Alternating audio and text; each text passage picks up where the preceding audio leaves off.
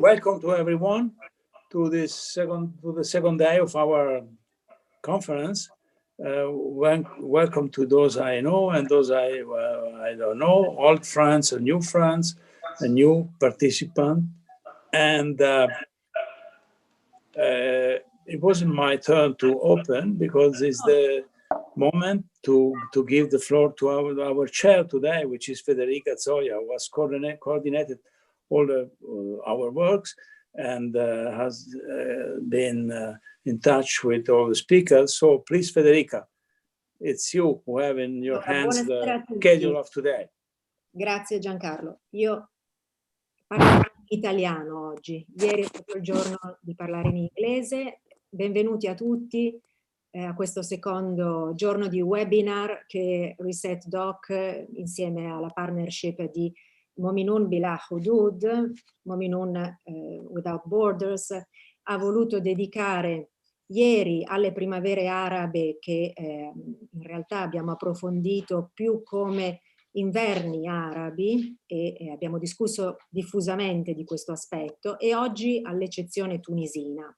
Eccezione tunisina a cui ResetDOC ha voluto anche dedicare recentemente una monografia, The Tunisian Exception, per mettere in evidenza tutte le peculiarità del caso della rivoluzione tunisina e di come si è evoluto il processo democratico in questi 10 anni. Come diceva Giancarlo, io sono Federica Zoja, Scientific Coordinator, coordinatrice scientifica di ResetDOC, giornalista, e ho il piacere di introdurre un momento di riflessione su un esperimento, quello tunisino, che va avanti seppure fra grandissime difficoltà. Non vi sono dubbi sulla volontà della società civile tunisina di proteggere questo processo, vigilando su di esso anche nei momenti in cui ci sono state minacce più serie e più gravi al compimento di questo processo. E mi riferisco sia al terrorismo endogeno, autoctono, saldatosi in certi momenti con il terrorismo di matrice straniera, ma soprattutto anche alla tentazione che ha colto altre primavere arabe di tornare sui propri passi e in qualche modo di consegnare i diritti acquisiti con dei processi rivoluzionari o ad una restaurazione di tipo militare oppure nelle mani di un regime teocratico. Soluzioni che per molti aspetti, diciamo così, possono anche risultare rassicuranti per quanto riguarda una stabilità economica oppure sociale, anche dal punto di vista opportunistico delle partnership straniere, degli alleati occidentali nello specifico. La Tunisia in questo momento possiamo dire che sta pagando i suoi sforzi politici interni con una crisi economica e sociale che è sfibrante indubbiamente per la popolazione e che è aggravata dall'emergenza sanitaria, dalla pandemia Covid-19.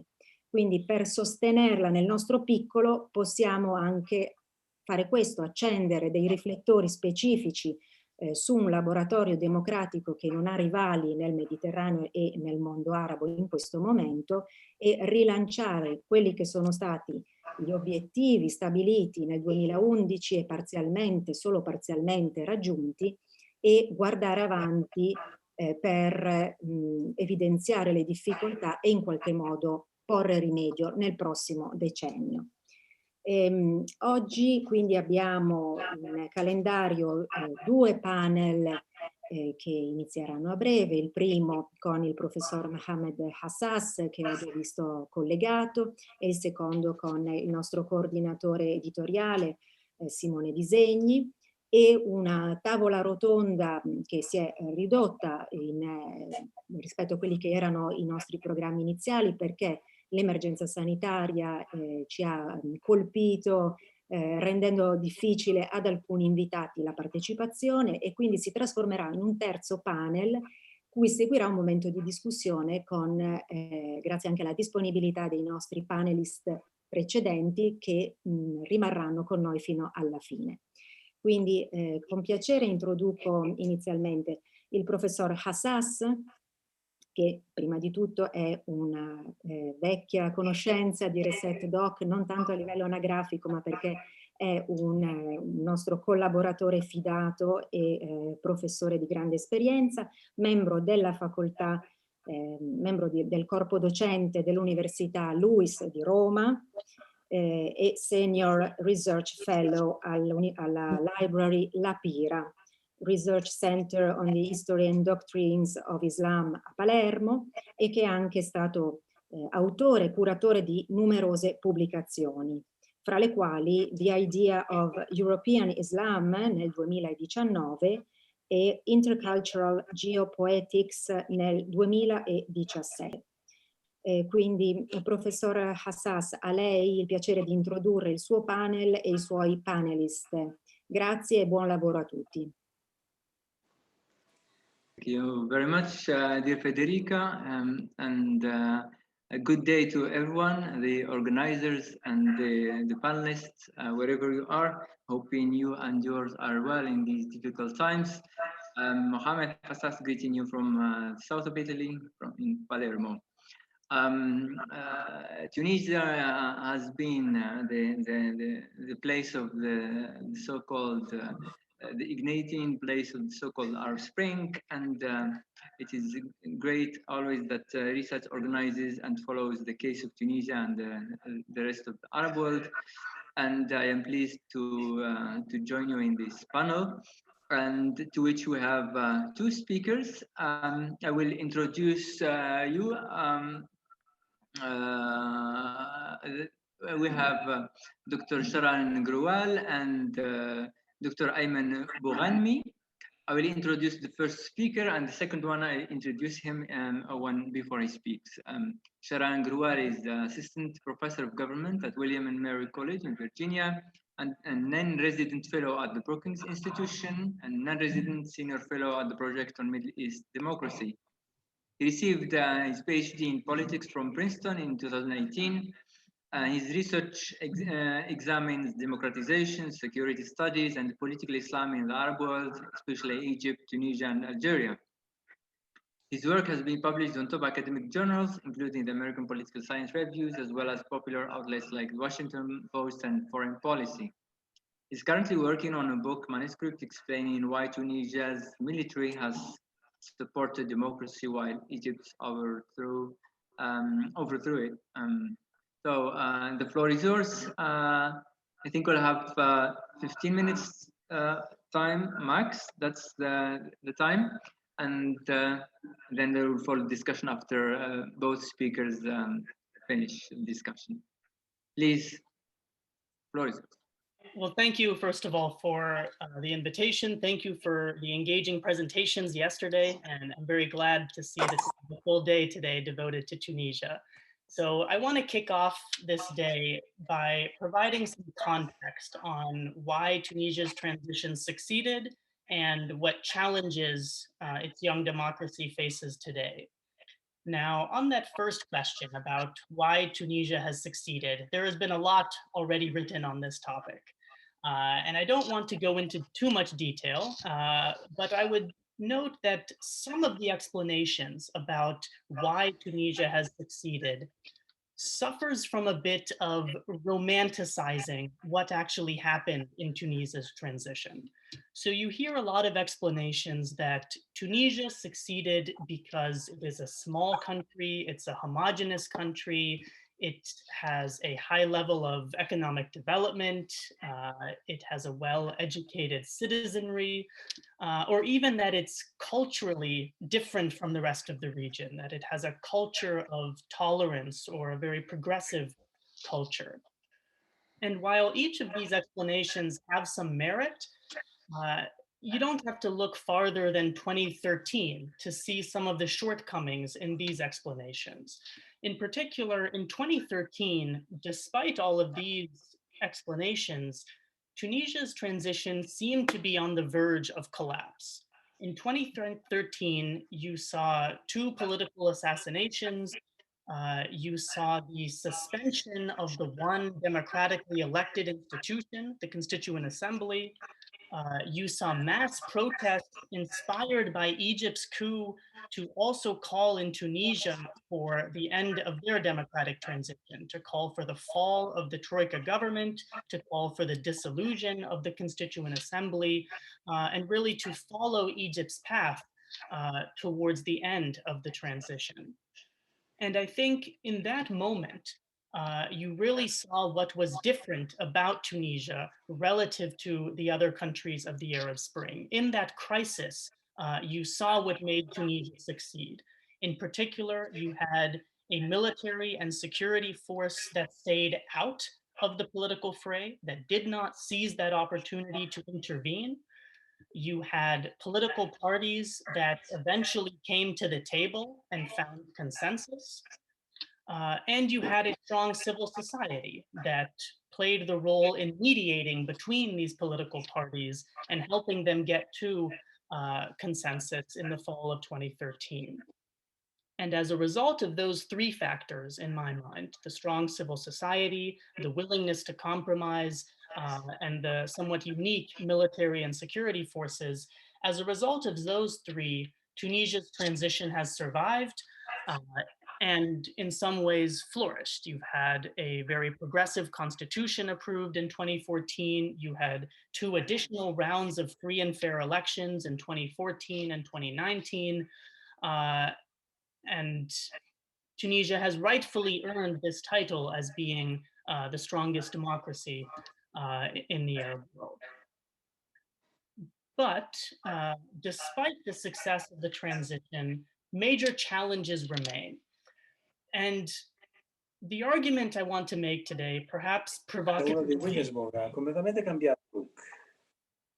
the argument I want to make today is that the very factors that led to Tunisia's transition to succeed, the very factors that helped it survive the early years of the transition, are today what are constraining its transition.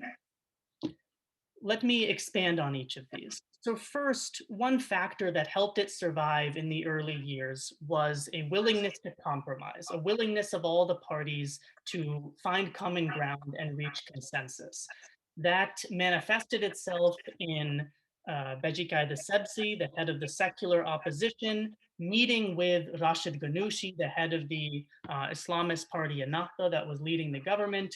It led to the two of them meeting several times in the fall of 2013 and eventually bringing all the parties to the table in a national dialogue. This willingness to compromise, this consensus, was then further institutionalized in a grand coalition government where Essebsi's party Nida Tunis and the Islamist party Ennahda governed in a coalition for almost 3-4 years, 2015 to 2018. And while that consensus in some ways helped the transition survive, it also constrained Tunisia's democracy. It, by necessity, led to the abandonment of several essential but controversial issues, such as transitional justice, such as security sector reform, such as structural economic reforms, each of these very necessary issues, but issues that were controversial and hence which were put aside in the interests of consensus. In addition, the very fact that you had this grand coalition consensus government ended up leading to frustration from the population. Supporters of both sides ended up leaving these two parties, Nida Tunis and to a lesser extent Ennahda, and supporting instead more extreme parties in the next elections. In the 2019 elections, you saw the rise of Abir Mufti's Free Dasturian Party, which openly calls for a reversal to authoritarianism and openly calls for the repression of the Islamists, and which I might add is currently leading in the polls, in the electoral polls. And on the other side of the spectrum, as Ennahda lost a bit of support, you saw the rise of a more hardline Islamist party, the Karama Coalition or the Dignity Coalition, which most recently was involved in scuffles in the parliament. And so as a result of this focus on consensus during the middle of the transition, you now find yourself in a situation with a very fractured parliament, with a very polarized parliament, almost a theatrical parliament, that you're now seeing major calls for the president to dissolve this parliament and to instead return to a strong presidential system that would empower the president at the expense of the parliament. And so in some ways, that focus on consensus, the overemphasis on consensus, ended up producing the polarization and political instability that it was designed to avoid. The second factor that helped Tunisia's transition succeed, but now today is constraining the transition, is its unique security forces, military and security forces. The security sector under the previous autocrats, under Habib Bourguiba and under Zine El Abidine Ben Ali, the security sector was intentionally fragmented. The military was kept marginalized and was kept counterbalanced by the police, by the National Guard, and by the Presidential Guard. That counterbalancing, that marginalization of the military helped the transition in the sense that the military therefore abandoned Ben Ali in 2011 and stayed out of the transition, didn't have any vested interest that it needed to preserve, like in Egypt. And so in some ways, that counterbalancing, that fragmentation helped the transition. But since then, it has also constrained the transition. As a result of that relatively weak military and the relative lack of coordination between the military and the other security forces, Tunisia found itself in somewhat of a security vacuum after the revolution that allowed for the rise of Ansar Sharia, that allowed for 2 political assassinations, and that allowed eventually for 3 major terrorist attacks claimed by ISIS in 2015. Those major, the threat of terrorism that emerged from that somewhat fragmented and weak security system, that threat of terrorism led, first of all, to abandoning these calls for security sector reform, instead trying to strengthen the security forces as opposed to reform them. But it also had major costs for the economy, cratering the tourism sector, but even more importantly, reallocating the state budget to the Ministry of Interior and to the Ministry of Defense, strengthening the security sector at the expense of the original demands of the revolution for bread and social justice. And so as a result of this fragmented security sector, which in some ways helped the transition, now you are seeing an inability to solve the economic crisis as a result of increasing funds going towards trying to strengthen that fragmented security sector. And the final point I want to make is that the third factor that helped Tunisia's transition succeed, the strong civil society, the strong labor union in particular, the UGTT, that also helped the transition in the sense of providing a strong civil society to mediate between the parties in 2013. But today it is also constraining the transition. Regardless of what you think the right economic policy is for Tunisia, what we see today is repeatedly parties that champion neoliberal or free market policies winning in the elections. In 2014, it was Nida Tunis and Ennahda. In 2019, it was Ennahda and Qalb Tunis.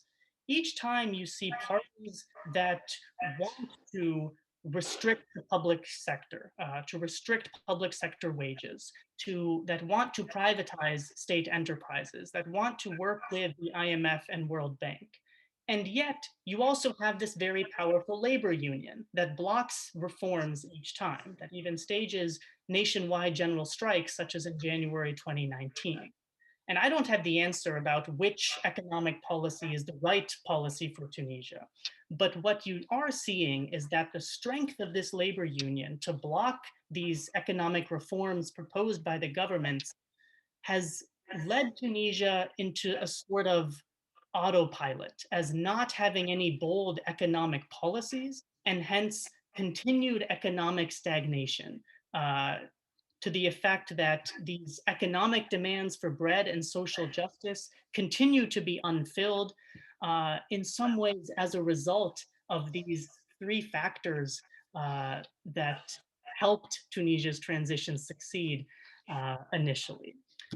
So let me stop there. I know this was somewhat of a provocative talk to say that these factors that helped its transition are today constraining it, but I hope they open up a very fruitful discussion for the rest of the day. So thank you. Thank you very much, Sharan, for having synthesized the successful story of Tunisia, and also which turned to be also the factors that hinder the further development of the Jasmine Revolution. I'll give the floor to Aymen Boughanmi, who is an assistant professor at the University of Qayrawan. He is Doctor of History and Civilization from Sorbonne. He holds a PhD from Sorbonne on British imperialism of free trade in the 19th and early 20th century. Since 2011, his main work has been on economic and political transition in times of deep ruptures and upheavals. And Aymen is the author of 4 books and many academic articles in English, French, and Arabic. In 2015, for example, his book in Arabic stressed the fundamental contradiction between revolution and democracy. It's entitled The Arab Autumn, the contradiction between revolution and democracy. And they have also a title in Arabic in 2020, and there is some misspelling in it. Creative Destruction. You please do correct me when you take the floor. Please, Aymen, the floor is yours. Thank you. Okay, thank you. I appreciate being here. Thank you for this opportunity. I thank all the organizers, and a special thank for Federica, whose good humor transpires even through her professional emails, which is really important in these difficult days we are all going through. 10 years ago, I was particularly optimistic because I thought that freedom was within my own reach. I thought that life was going to be worth living again because I was about to conclude my PhD. And guess what happened? A revolution, which forced me to ask the question again, was life really going to be worth living again? Indeed, if I were to judge by the general excitement that overtook Tunisia at that time, the answer was obvious, but being of a very pessimistic nature, I was really unable to join in the general jubilation that spread in Tunisia after the fall of Ben Ali. I remember a few days after the fall of Ben Ali, watching a TV show, a TV debate on Al Jazeera, and at the conclusion, the journalist, who was a Lebanese lady, said that she hoped all the success for the Iraqi people. And one of her guests answered, or cut her short, and said, "You are talking about Tunisia, and what happened in Iraq will never happen in Tunisia." And this sounded like a premonition, like a warning, and the answer sounded like these things happen only to others. And I am really pleased to hear the first presentation because I entirely agree with its content, which puts me in a difficult situation since Professor Sharan said almost what I wanted to say.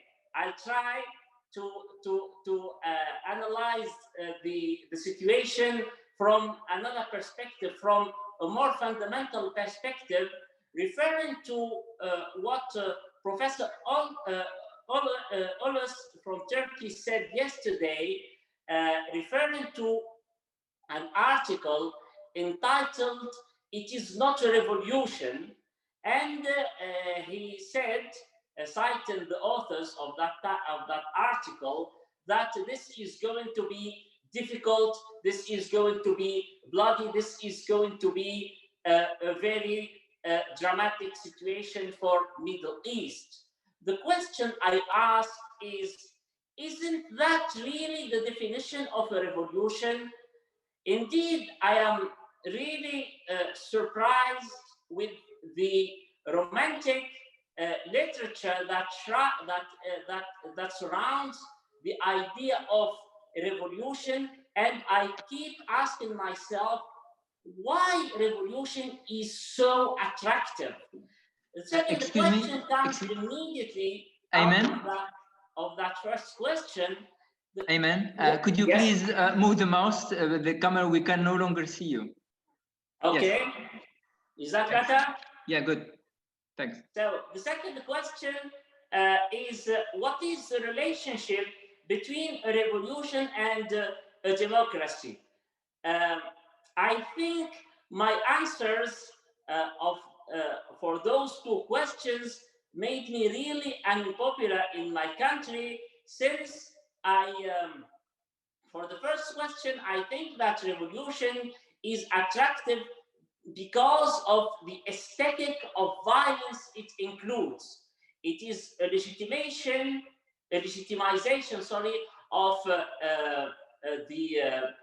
kind of violence that seems to be helpful because it is exercised on the name of the public will, or the will of people.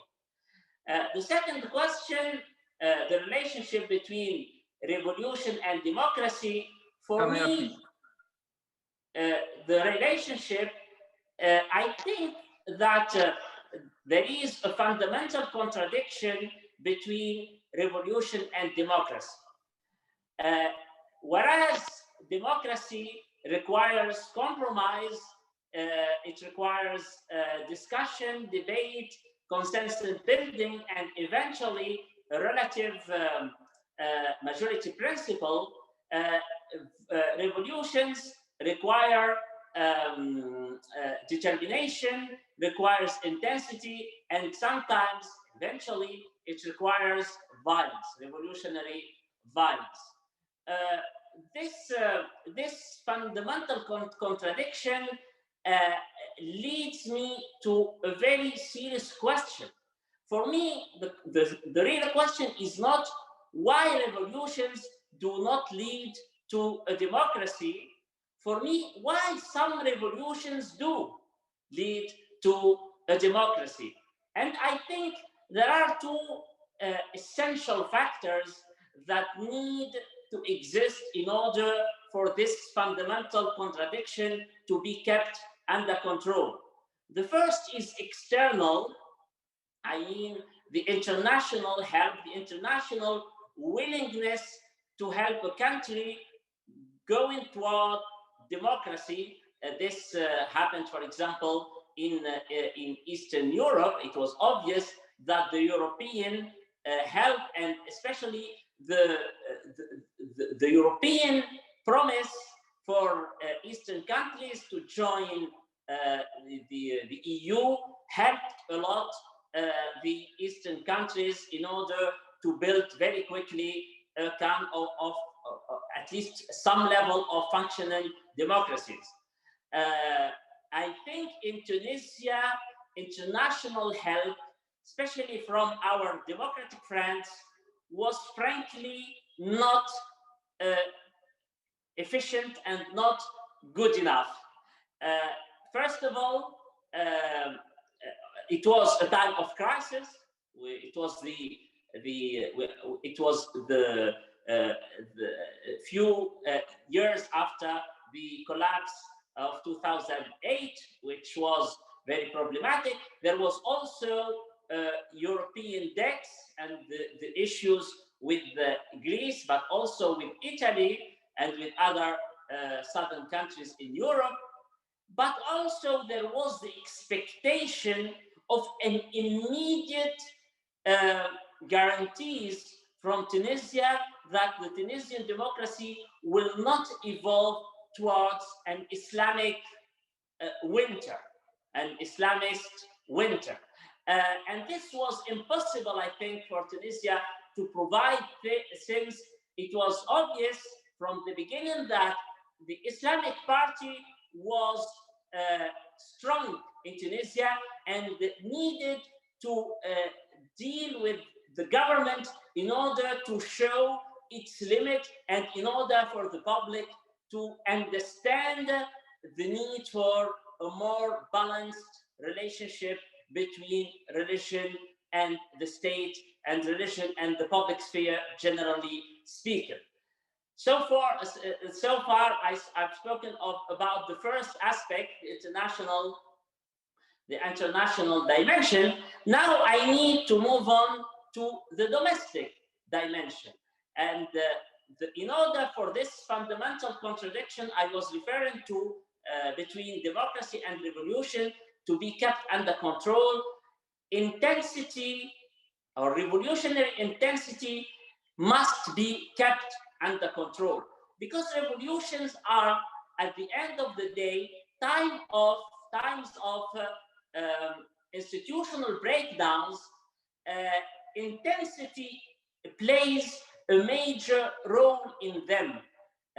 Usually in democracy, we expect solutions to come out of debate, of consensus, and sometimes out of numbers through the majority principle. But in a revolution, intensity is much more important, since we lack the rules to deal with the differences, with the conflict that occur naturally in a revolutionary or in a post-revolutionary context. Is there a problem? Is everything okay? Okay. Sorry. Okay. Thank you. Because I was hearing some echo, some chaotic sounds actually. Sorry for that. So I think there are three models of revolutions. The first one, what may be called the hegemonic model, in which intensity is concentrated in a successful minority that succeeds in imposing its visions, its answers to the questions that revolutions ask. Here in the Arab world, we have the case of Egypt, where the military power prevailed over all other forms of minorities and political forces. There is also the chaotic scenario in which intensity is diffused, but there is no successful minority that imposes a hegemonic situation, which leads to conflict and maybe to civil war. We have the case of Libya, not very far from us. The Tunisian case is a case in which we have what I call the consociational model, or the consociational transition. I borrow from Alan Ditchfar his mechanism to define the consociational democracy, and I say that Tunisia hasn't really built consociational democracy, but it has followed a consociational path. And as I said in my first introduction, that the previous presentation explained exactly what I wanted to say about the conditions of consensus building that help Tunisia avoiding the worst scenario of revolutions. I mean the catastrophic model and the hegemonic model, but what was the conditions of success at the beginning became conditions of difficulties and of threatening failure now, for many reasons. Some of them were mentioned in the previous presentation, but I would like to add two of them. The first one is economy is different from politics. If we need to reform our economy, it is obvious that some choices must be done outside of consensus. I think, as far as I am concerned, what Tunisia needs, I think I know what Tunisia needs in terms of economic reform. I am not too modest, I am not modest enough. I think Tunisia needs a liberal solution. Tunisia is a statist economy. The state plays a huge role not only in economy and in social questions, but also in the imagination of our intellects who reject liberalism and consider that any market-driven solution for Tunisia is a kind of an invasion of the West under the label, what they call savage liberalism or savage capitalism. So without a liberal solution, Tunisia cannot evolve economically, and this liberal solution is not possible on the basis of consensus. The second thing I wanted to add is the frustration that was created by this consensus building and the kind of mild democracy that was being installed meant for the people that elites are protecting themselves mutually, which led them to tend toward populist choices, threatening the Tunisian model, or the Tunisian exception, as you called it through your title, threatening it by a populist trend, which epitomized, I think, which was epitomized through the elections of our current president. I will stop there. I thank you very much, and I hope that the discussions will allow me to add few less clear points. Thank you very much.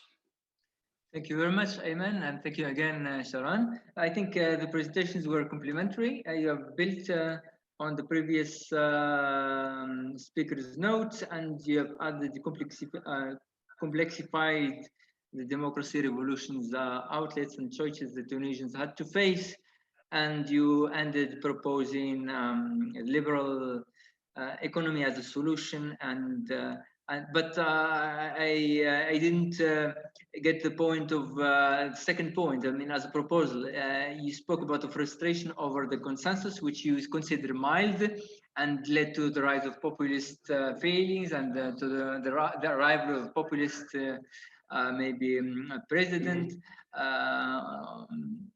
But I don't know whether this was a note or a solution. Of course, not solution according to your overall presentation, but maybe you can say something about it later on. That was my own remark. It's a kind of I can answer it now if you wish. Okay, yeah, please, and then we'll go to in 30 seconds. I think that the electoral system we chose was too proportional, which led to an over-fragmentation of parties. We have weak and small parties, and weak and small parties tend to be not, frankly, very serious, because they are hostage of their supporters. They have also always to serve the speech that their supporters are expecting, This, I think the only solution we have now is to move not towards a presidential solution. I think we need to move towards a more rational parliamentary solution by introducing some reforms about our electoral system in order to produce stronger and bigger parties. But it will take time, and it will not be easy, because the cost of entry to parliament is so weak now that many players entered, and they are decision makers, and they are very unwilling to change the rules as they serve them.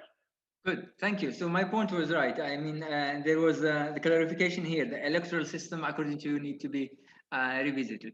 Okay, with that, we open the floor we have 15 minutes of Q&A.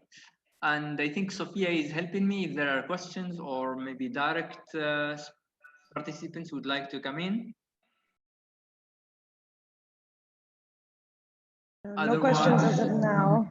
Okay. Otherwise, I would ask Sharan to react to what Aymen has proposed, and then we make the table speak till maybe someone else comes in. Sharan, if you want to add something or to comment to what Aymen has proposed in his reading. Yeah, so first of all, thank you, Aymen. I completely agree with your presentation as well. I think it's helpful to outline these three different models, the hegemonic, the chaotic, and the consociational. What I would add first, kind of tagging on to yesterday's discussion about the region before going to Tunisia, is that in my mind, what led each of the Arab Spring countries to take one of these different models, the hegemonic in Egypt, the chaotic in Libya, perhaps Yemen, the consociational in Tunisia, is first and foremost the type of military and security sector that each of them had built prior to the revolution, where you had a relatively weak, divided military and security forces, like in Tunisia. All the political parties had to come together. There had to be consociational democracy because there wasn't another option of allying with the military to overthrow the system. Whereas you did have that in Egypt, where you had this very powerful military, politicized military built up over decades. And whereas in Libya and Yemen, you had fragmented militaries that were fragmented in particular along tribal and familial lines, so that Gaddafi's sons, the brigades that they led, stayed with him. Others defected, and you ended up into a chaotic or civil war situation. So in my mind, the fundamental divergence in the Arab Spring cases was the military in particular, the type of military that had been built up by previous autocrats. Now, moving on to Tunisia, the point I would add is on your final point about the rise of populists today in Tunisia. I completely agree that it's consensus, frustration with the consensus politics that led to the rise of these new faces, these populist faces. But I think it's also important to qualify the type of populism that these different actors are representing. You have the traditional populists in the sense of the almost anti-democratic, pro-authoritarian populists represented today by Abir Musi and the Free Historian Party. But the populism that the current president represents is a very different strain of populism. It is almost a pro-democracy, pro-direct democracy populism, right? He is saying that the people's interests were not represented in these elite, corrupt political parties, that corruption increased under this consensus government since the revolution, and that the revolution needs to go back to helping the people directly. But his solution is not one of a strong state, a strong authoritarian state. The current president in his campaign was proposing to reform the constitution to have more of a direct democracy system, to have the localities elect representatives and be able to recall their representatives from any national institution. And so it's a very new or interesting form of populism that the current president represents. Perfect. Thank you very much. Jonathan Laurence has a question, please. Yes, I have a question where I would like to ask Professor Boughanmi to perhaps respond to one point that Professor Grewal made about the attitudes towards democracy among certain strains of secularists. I don't know quite how to characterize them, but they find their homes in some of the successive political parties of a certain tradition. What would you say the current status is of the trade-off between the values of democracy and democratic institutions per se versus the desire for stability and the willingness to tolerate a certain degree of autocracy in order to avoid that very direct democracy that was just spoken of? Thank you. Someone else is there another question we collect maybe? Otherwise, I give the floor to Aymen first. Yeah. Overestimate the role of revolutions in history. I remember reading Tocqueville studying maybe the biggest revolution in history, the French Revolution, and he said that there was an exaggeration. He said that what happened after the revolution was just a continuation of what started before the revolution. He was thinking about the centralization of France, and I think you're absolutely right, Professor, about your interpretation concerning the role of the security forces and the nature of the security forces in terms of helping or hindering the democratic transition of the country. That was the first point. The second point, I'm afraid I disagree about what I felt in your question in terms of optimism with regard to the populism of the president. I am really by nature, I am pessimistic, and I am really very frightened of any kind of direct democracy when a strong representative democracy is not really established, when a liberal democracy is not functioning and is not robust enough to evolve another step toward a more deliberative or a more participatory democracy. I think the president is democratic, is a democratic person, but I think his ideas may be pushing toward the wrong direction. I think at least my vision of things is that Tunisia, what Tunisia needs now is to consolidate its representative democracy through electoral reform, through the production of responsible, big, strong parties before we can move a step further. The third question, it was about. Can you remind me the third question asked by the gentleman? Having to do with the acceptability of autocracy. Yes, yes, I remember. I am afraid I don't have good news for that. I think the trade-off between security, even if it comes from an authoritarian figure or from an authoritarian solution, is attractive, has become more and more attractive because of many reasons, especially socio-economic reasons. That's why I refer to our democratic friends, especially in Europe, and the economic situation, especially with this damned Mrs. Coronavirus, that is really threatening the experience. I don't think that Tunisia is capable of surviving alone without active help from our European friends. And what is really serious now during these last weeks is the fact that some Democrats, on the name of democracy, or in the name of democracy, they are kind of talking about an authoritarian solution. It is really shocking, but not for me, as I always believe that it is democracy that makes Democrats, not Democrats who make democracy. Sharan, do you want to come back to this?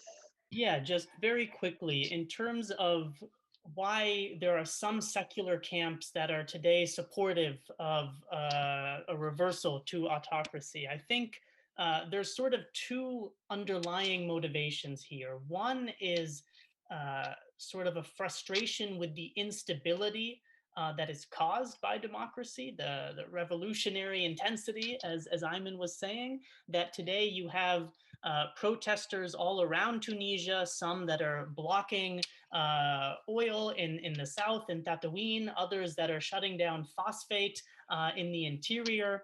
And so you see calls from some of the secular camps, particularly in the more developed coastal areas, that are saying we need a strong state to ensure the strength of the economy, to put down these protests that are blocking the oil and the phosphate production in the south and the interior. We need the military and the police to be deployed to repress them. So that is one of the strains that is leading to the support for autocracy. The other strain, though, emanates from the secular Islamist cleavage, which yes, a speaker had noted was so strong, and what I think we're just about to jump to in the next panel, that the support for some of the secular camp, I think particularly the Free Historian Party, stems from this desire to repress the Islamists in particular. I did one nationally representative survey last year in 2019, and I just briefly want to highlight one finding from it, which was that 42% of Tunisians wanted Ennahda to be dissolved. And this is the moderate Muslim Democratic Party that has bent over backwards in making compromises over the last 5-6 years. And still you have this almost widespread support for wanting Ennahda to be dissolved. That is the sentiment that this new secular camp led by Abir Musi is tapping into. This frustration with the Islamists, this frustration also with the protests around the region, the frustration with the parliament for being so fractured and chaotic, as Aymen was getting at. Those are the sentiments feeding into this strain of secularists. Good. Thank you, Sharan.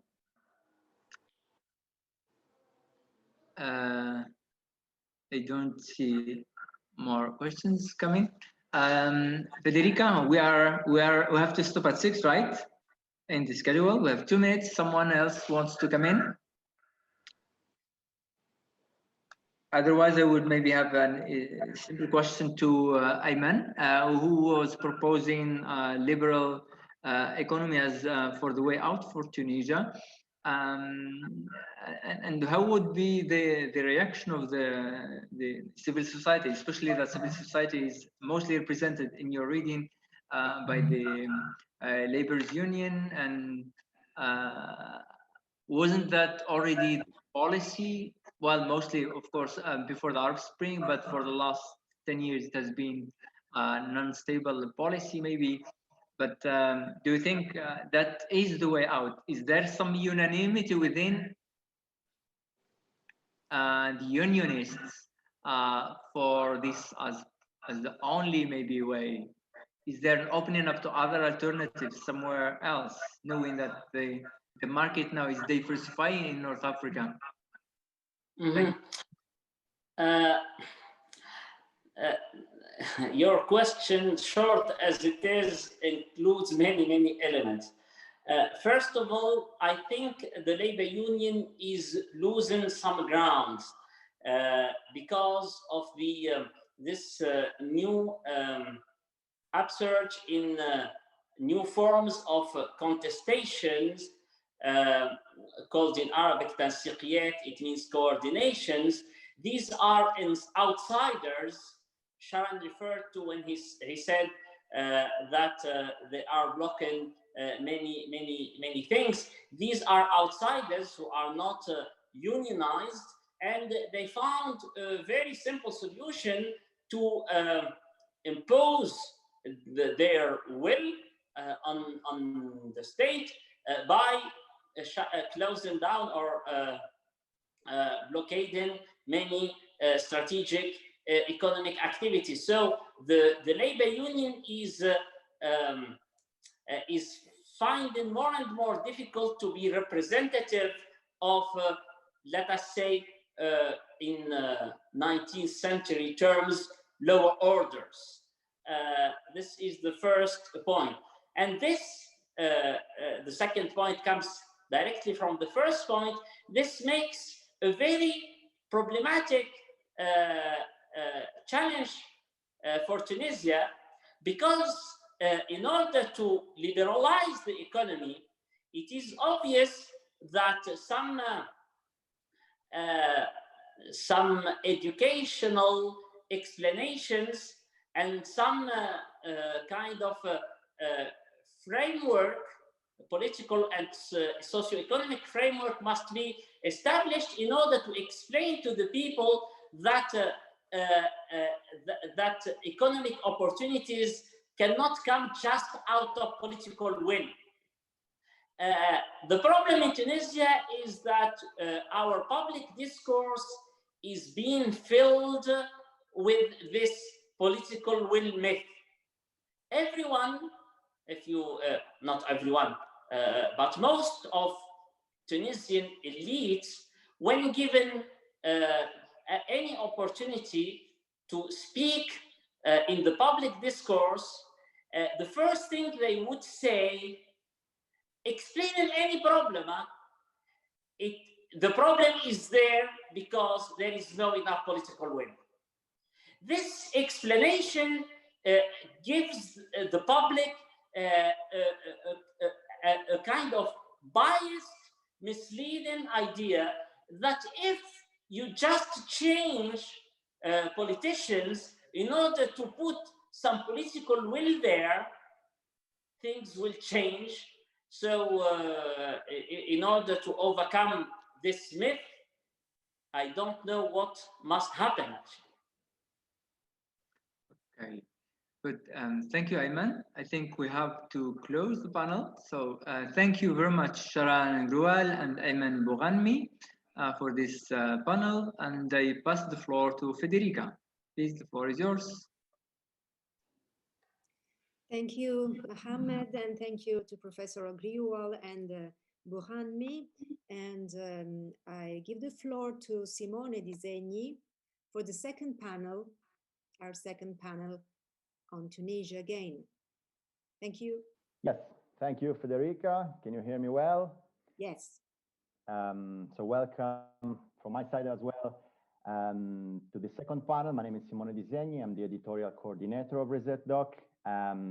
Yeah, let me just stress really how important, significant are moments like this, where we can really see each other and talk to each other, although digitally, at the end of such a difficult year for everybody, to assess, in this case, what has been of these last 10 years for Tunisia and the broader region.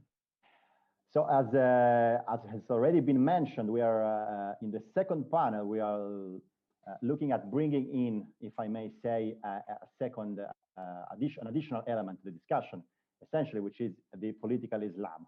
And let me just introduce you briefly our two panelists who will be speaking in a minute. We have Mr. Radwan Masmoudi, who has been our distinguished guest in other past conferences by the ResetDOC, who is the founder and president of the Center of the Study of Islam and Democracy, which is a think tank based in Washington, D.C. and in Tunis. He's also the editor-in-chief of the Center's quarterly publication, Muslim Democrat, and a member of the board of a number of other important organizations. And then we will have on the panel Professor Ruth Hanau Santini, who is Associate Professor of Politics and International Relations at the Università Orientale in Naples, where she teaches international relations and regional and global governance. Actually, he is currently on leave, if I am not wrong, serving currently as conflict analyst at the World Food Programme, where she specializes on North Africa and Central Sahel. And most recently, besides her numerous publications, she's been an author in our recent volume edited by Federica Zoja on the Tunisian exception we are talking about today. So as I was saying, we will, of course, gather the fruits of the previous panel, but by bringing in one key additional element, political Islam, of course, when we talk about such concept, we are familiar too.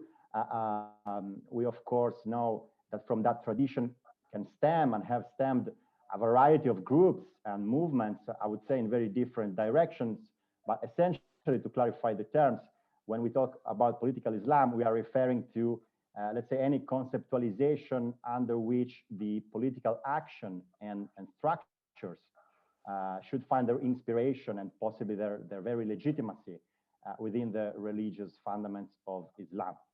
Now, of course, such approach could develop in a number of directions, and actually we have seen it developing it in the aftermath of the Arab Springs in different directions. And of course, the two clearest cases in point are clearly Egypt and Tunisia. In the first case, in Egypt, we have seen probably the biggest and most famous and maybe most ancient movement of that tradition, the Muslim Brotherhood, being sworn into government right after the revolution in 2012 with the election of Mohammed Morsi. But that experience, as we all know, was short-lived, only for 1 year. It actually could govern the country until it was interrupted by the military coup, which brought to power General al-Sisi. In Tunisia, as we know, and we will come to this, the path was pretty different. We already have heard something about it. The prominent party, which in some way certainly ascribes itself to political Islam, although in a kind of milder way, Ennahda was certainly the first party since the revolution in any electoral appointment, but chose a different strategy. Let us say a kind of reluctant hegemon, if I may borrow this concept from other political science endeavors. It chose not to take a too protagonist role in the governments of Tunisia in these last 10 years. We will come to this in the analysis of our two panelists. So I would ask first to Professor Masmoudi, to Mr. Masmoudi, reminding both our panelists a kind of 15 minutes time for the first interviews, for the first interventions, sorry. Of course, your evaluation on the first 10 years after the revolution in Tunisia, and but particularly looking in this vein at the balance that between political Islam and so the inherent energy of political Islam and the health and steadiness of democracy over these last 10 years and in the upcoming foreseeable future. Mr. Masmoudi, you have the floor. Thank you very much. I want to begin by thanking Giancarlo and Federica and everyone at Reset Dialogues for the opportunity to meet with you again. Even though it is online, it is still nice to meet with you and discuss these important topics. And I really enjoyed the discussions last night, as well as this previous panel on Tunisia, and I think a lot of very excellent points were made. So I have some written notes that I would like to read very quickly, stay within 15 minutes, and then hopefully we can take some questions. So I'd like to begin by what Benjamin Franklin wrote in the 18th century. Those who would give up essential liberty to purchase a little temporary safety deserve neither liberty nor safety. And translated into modern terminology, this would become those who would give up basic freedoms to purchase a little stability deserve neither freedom nor stability. So my main point that I'd like to begin with is that the problem in the Arab world for the last 50 years has been the nature of the regimes are extremely oppressive and dictatorial and out of touch with their population. The people, and especially younger people, younger generations, are fed up. They've been fed up for the last 10 or 20 years, and I think they're still fed up now, and I think they will continue to be fed up in the next 10 or 20 years. They are starting and they will continue to demand their rights to be treated as citizens rather than as guests in their own country. Their rights to dignity, their rights to freedom, their rights to equality, their rights to justice. The regimes are not able to address these demands and these needs, and so they resort more and more to oppressive measures to silence everyone. Of course, they do this in the name of providing stability. But the simple fact is that they are buying time until the next explosion. It is a fake stability. I've been saying this for 20 years in Washington, D.C., and even in Tunisia. It is a fake stability because these regimes are inherently unstable, because they lack legitimacy and popular support, and because in the global village in which we live today, the masses want their rights, want dignity and freedom, and are increasingly unwilling to be treated as second-class citizens or guests in their own country. Since 2000, and especially since 9/11, the regimes increasingly use terrorism as a justification for these oppressive measures. They claim that the main challenge or threat is Islamist in nature, and that these Islamists, and of course they use the word Islamist very vaguely, that these Islamist movements, or sometimes they refer them as political Islam, are somehow tied to the threat of extremism and terrorism. So they try to tie political Islamic movements or political parties that are based on religious values to terrorism and extremism. And therefore, they argue that these parties must be excluded from political life, and that this exclusion is justified by the need for stability and the fight against extremism and terrorism. This is grossly misleading and dangerous for three reasons. First of all, the rising oppression and lack of freedoms and human rights is often the biggest reason for the rise in extremism and terrorism. Because when people lose hope in peaceful change, they turn to violence and despair.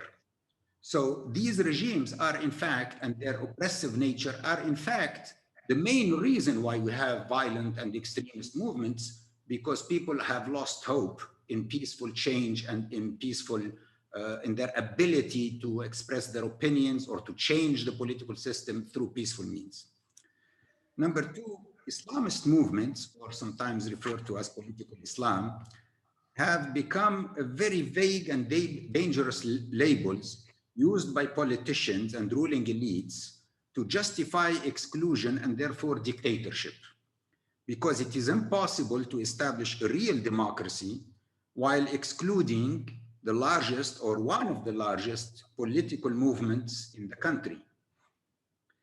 And number three, Islamist movements run the gamut, are very different in their nature, in their views, in their objectives, and means used to achieve their objectives.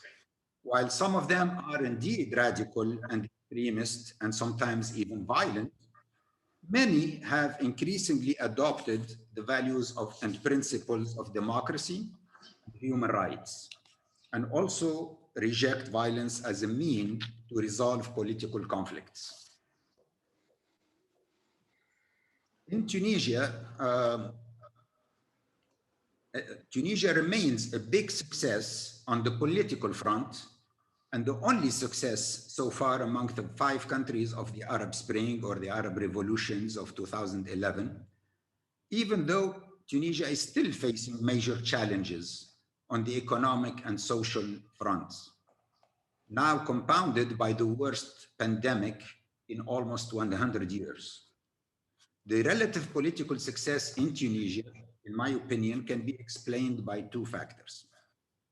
Number one is, and it was alluded to before, I think, by Sharan, the military in Tunisia has always been non-political and does not want to get involved in politics. Even during the times of Bourguiba and Ben Ali, the military has always stayed away from politics. And this has given space and time for politicians to resolve their differences through peaceful and political means. No, c'è ancora una... Sì.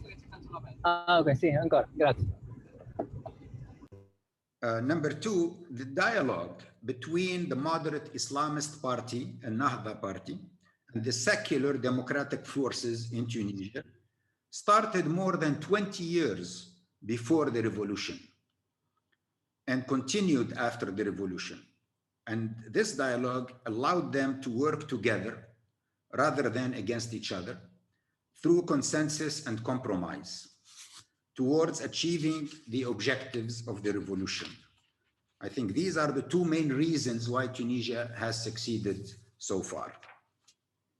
The Nahda party was initially in the 70s close to the Muslim Brotherhood, but was one of the first Islamic parties and movements to adopt the values and principles of democracy and human rights, and actually declared this position in their first press conference in June 1981. This was 40 years ago. And 30 years before the revolution. In those 30 years, Nahda was the main victim of oppression and dictatorship of Ben Ali and even Bourguiba before him. And this led most of their leaders and thinkers to become even more attached to the ideals and principles of freedom and democracy, becoming for most of them synonymous with life itself.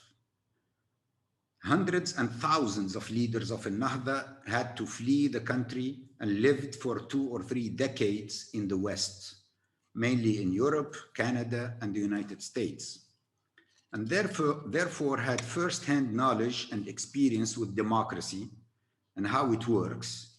And I believe this made them more attached to democracy, despite the fact that democracy is never perfect, and that there are also shortcomings and criticisms to some of the excesses of democracy that they saw in the West. On the question of the role of religion in politics, our societies, including in Tunisia, are divided mainly in 2 camps. One secular camp that believes that religion should have no role at all in the public sphere, and that it is only a matter of a relationship between the person and God, and that has nothing to do with politics or with the public life or social life.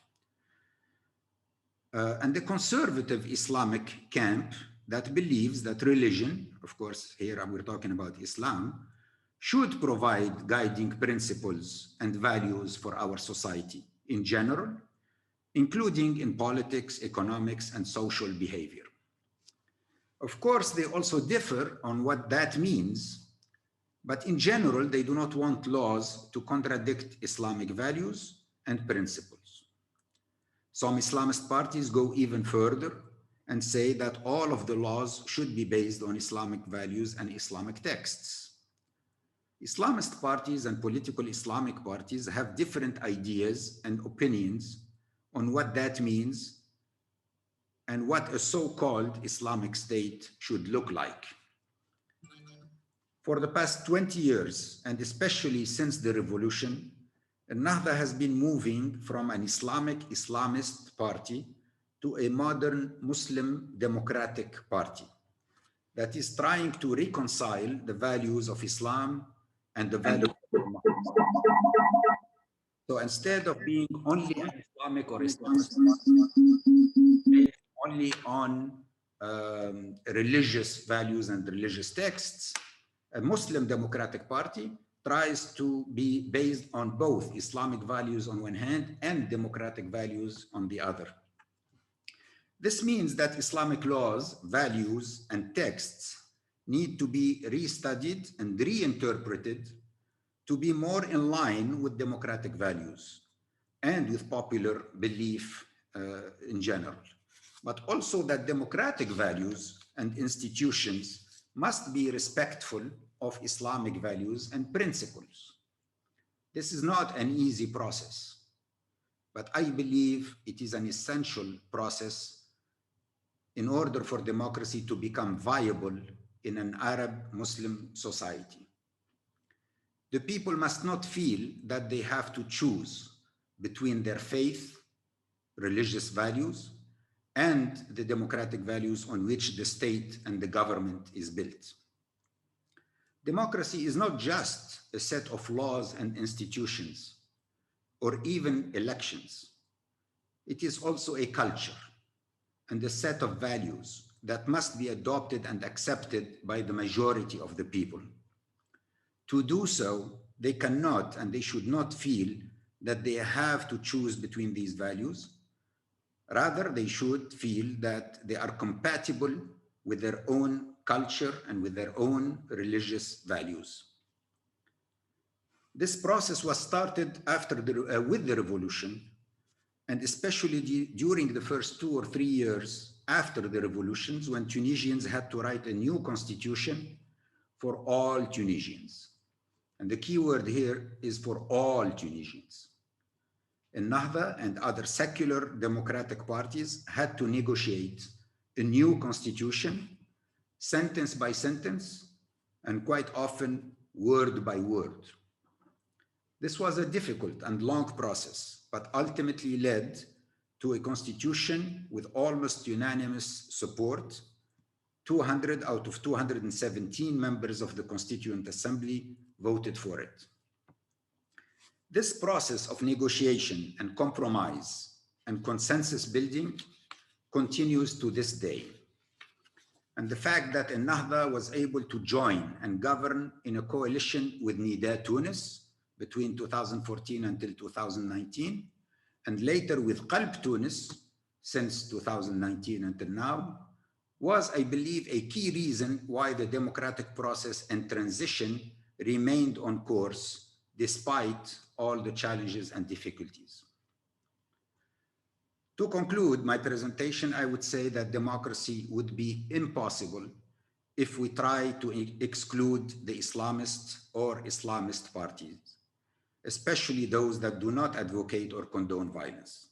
So that's my main point, is that excluding Islamic parties or Islamist parties simply is a dead end and a death sentence to democracy, because there is no way any country in the Arab world can really become a democracy if they exclude the Islamic parties, such as the Muslim Brotherhood, for example.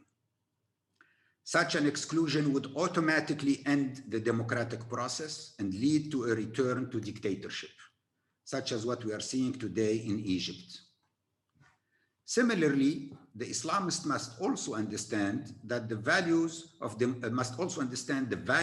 democracy, compromise, dialogue, and consensus.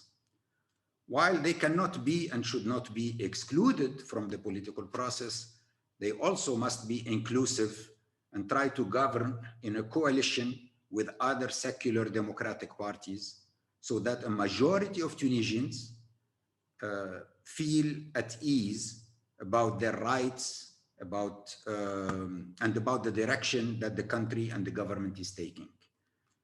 I call this building a united national front for democracy, because neither the Islamic Party alone nor the secular parties alone can really defend and establish democracy during a difficult transition period. So we need to build this consensus and this united front for democracy in Tunisia or in other Arab countries. These are, I think, the main lessons from the Tunisia exception. And this is our gift to the Arab world, and indeed to all of humanity, and especially our neighbors to the north. Through our patience and perseverance, which has been tested many times in the past and is being tested today as we speak, Tunisians have so far proved that democracy is indeed possible in the Arab world. Thank you very much. Thank you very much, Mr. Masmoudi, for this interesting presentation. Very precise. I think we got very clearly your viewpoint on the unfolding of the relation, of the balance between political Islam and democracy, at least in Tunisia. I'm sure there will be many points to be treated for reaction by Professor Ruth Santini, who is a scholar who has been studying these very matters for many years. And so I now turn to you, Professor Santini, for your own analysis of this balance, please. Thank you, Simone. Thank you, Federica. Thank you, everyone, for Reset overall for organizing this. And it was a pleasure to listen in this past panel. And it's a pleasure to see you again, Dr. Masmoudi. So my talking points will actually be quite succinct and short, since Sharan mostly covered what I wanted to say on the political background of my main pointers, which actually do not have so much to do with what I wrote in the Reset monograph, which mostly focused on an appraisal of Ennahda basically that was in mid-2020, so it was already 6 months ago, and I was rereading it this morning, and it did sound already a little bit outdated already. So my starting point is really the perspective that we adopt when we think about Tunisia today and the past 10 years, so rather through the lenses of chaos or of freedom, and probably a combination of both. As well as when we look at Tunisia in terms of the constitutional and political process, as was also re-described by both Sharan and Dr. Masmoudi, in terms of the politics of consensus and compromise with both its as a necessary evil on the one hand, and as but also then leading to stalemates and blockages and status quo policies and a number of other pitfalls. So in a way, my second point, beside are we thinking, when we think about Tunisia in terms of chaos, different spirals of chaos and different ways of chaos from 2011 to today? Are we thinking in terms of various ways in which freedom expresses itself?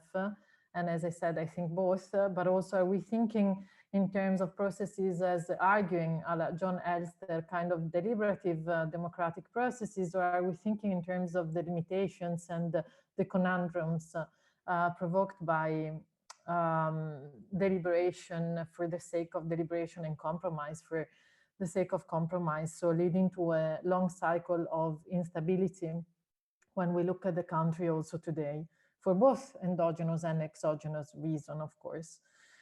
So I guess that the starting point then is basically where Sharan ended his presentation. So we are looking at the consequences today of the post-2013 agreement between the two main political stakeholders, one of which, Nida Tunis, basically imploded, and the other one is severely weakened, Ennahda. And I'm interested in looking both at the At what this has meant in terms of the political camp for religious political parties, but also what this is part in terms of a broader trend in the region. And I'll refer briefly to the Arab barometer, so putting Tunisia in a wider regional perspective when it comes to the religion and religious parties from the 2019 polls. So I guess that my first point is really linked to what was already addressed, so polarization. So polarization is really the first keyword that comes to mind now when we look at the political landscape in Tunisia and the results of the electoral outcomes of the 2019 elections, the fragmentation within parliament, and as a key to understand the polarization, of course, both having been led by the frustration linked to the politics of consensus, there is a wider dissatisfaction which has to do really with the establishment politics, or what are considered to be pro-establishment political parties, which are basically most of them, with very, very few exceptions that were already mentioned, which are Karam on the one hand and Abir Musifri Dustura on the other. So I guess that we can look at it by referring to some data. Of course, I mean, there is a diachronic trend of decreasing electoral participation when it comes to these first 10 years post-revolution in Tunisia. So of course, even in the past 5 years, from 2014, we had 67% voter turnout at the legislative election. And in 2019, that dropped to 41%. The presidential elections in 2014, we had the 60% voter turnout, which diminished by 10 points in 2019. So only in the course of 5 years, we saw not as much in terms of voter registration, which actually increased, but in terms of really participation and casting the ballot, a huge drop across the board. So that translated into fragmentation among political parties, but especially in terms of weakened presence of the one that has remained the biggest political party, but with a huge reduced presence within parliament, which is in Ennahda. So this is interesting in itself because Ennahda, as the main, now we can say that religious establishment political party, I'll say something about the Muslim democratic reframing, but let's just leave it like this for the time being, dropped from 37% in 2011 to 27% in 2014 to 18% last year in terms of voter preferences. So this is not a standalone case. I mean, that was already been mentioned a number of times. I mean, we are talking about the laboratory, we are talking about the Tunisian exception, and of course, the survival of the main Islamist party in the case of Tunisia is an outlier vis-a-vis the other Arab countries post-2011. We know the role that the military coup in Egypt in 2013 played, also among Tunisian political elites across various sectors of the Tunisian political establishment, both as a scenario that could have been repeated in Tunisia, according to some, especially secularist voices, and for, of course, Islamist voters and Islamist MPs, a nightmare scenario, right? So that was something that informed partially and played a role in the ways in which Ennahda played out its religious credentials and its behavior within the Parliamentary Assembly after 2013.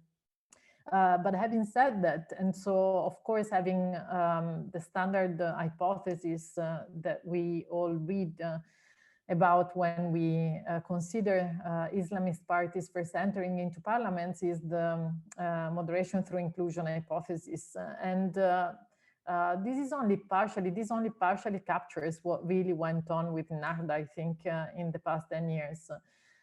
So as I mentioned at the beginning, I think that there are a number of factors that are really not only endogenous, but that are part of a regional trend. And so, but also then, of course, there are endogenous factors. So I'll say something about both. So in terms of endogenous factors, the reason why trust in NACDA and in all establishment parties has diminished, and I think I'll go back to the points raised in the previous session, has a lot to do with the lack of the implementation of a specific chunk or section of the 2014 Constitution, which is the one revolving around socioeconomic rights and social citizenship. So as we know, I mean, Tunisian 2014 Constitution is one of the most progressive constitutions, not just in the Arab world, but one of the most of the provisions having to do with be it the redistribution of natural resources, be it with in general the right to national health, but also high quality education, but also then of course socioeconomic development and redressing previously unaddressed huge geographic disparities have failed to be addressed in the past 6 years. So after the constitution was negotiated, approved and endorsed. And this, of course, has a number of implications. So we're not just talking about theoretically what it means not to implement the constitution. We are talking about daily lives of ordinary Tunisians, which have seen the nature of crony capitalism that characterized the Tunisian history basically left untouched.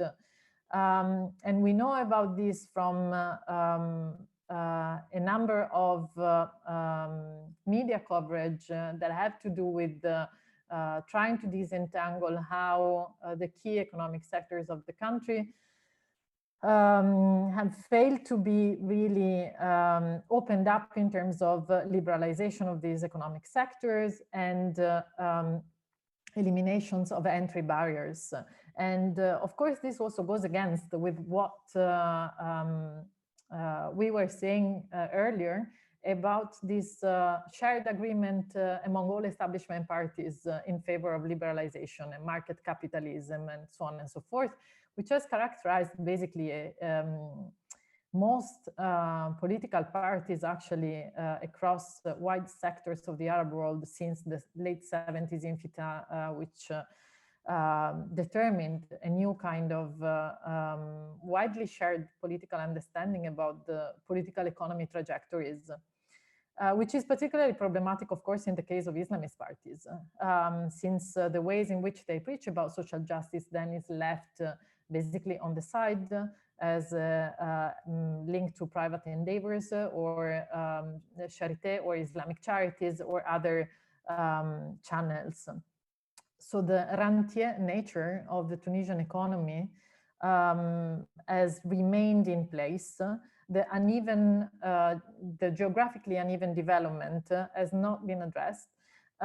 Only in the last autumn, so basically between September and now, there have been more than 1,600 protest events linked to socioeconomic grievances.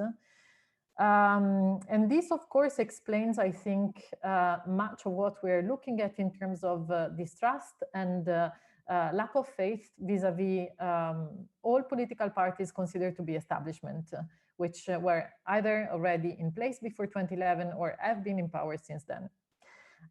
Which accounts, of course, also for the polarization that we've been looking at in 2019 at the general elections with the good performance of Al-Karama, the Dignity Coalition, but also Abiy Moussy's Federica party. Because, of course, what unites these two very opposed and antagonistic parties between them is the rejection of the establishment and of the establishment in the sense of the establishment in place at that time, so now. But of course, they are distinguished by key features. So Karama has three main features that are worth mentioning. So the rejection of any compromise with the old regime, the idea of sovereignty over natural resources for Tunisia, and the reappraisal of the slogans of the revolution. Whereas when it comes to the Federica, it's one slogan or one main takeaway, which is the eradication of Islamists. So in a way, this goes back to the first point that we were making about polarization. So the fragmentation of parliament goes hand in hand with the polarization of these two extremes that are actually the forces that we see as enjoying more legitimacy as the incapacity of so-called establishment political parties vis-a-vis COVID and the handling of the pandemic, but also vis-a-vis the deepening economic crisis and the handling of natural resources, be it phosphates or in El Camor, oil and gas. In facing all of these quite long-standing challenges, anti-establishment parties, of course, are gonna profit in terms of legitimacy and be strengthened in propaganda terms.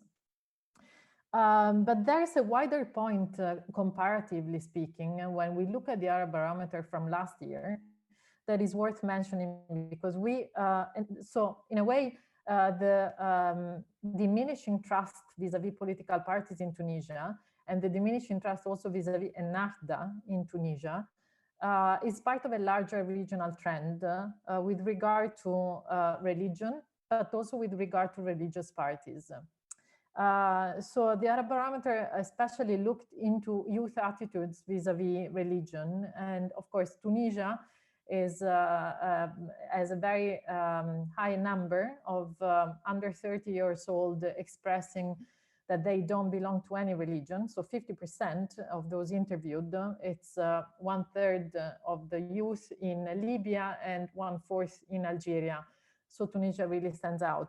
But when it comes to Islamist political parties, this is quite relevant because overall in regional terms, in 2013, 35% of Arabs interviewed in the Arab barometer expressed faith in Islamist parties.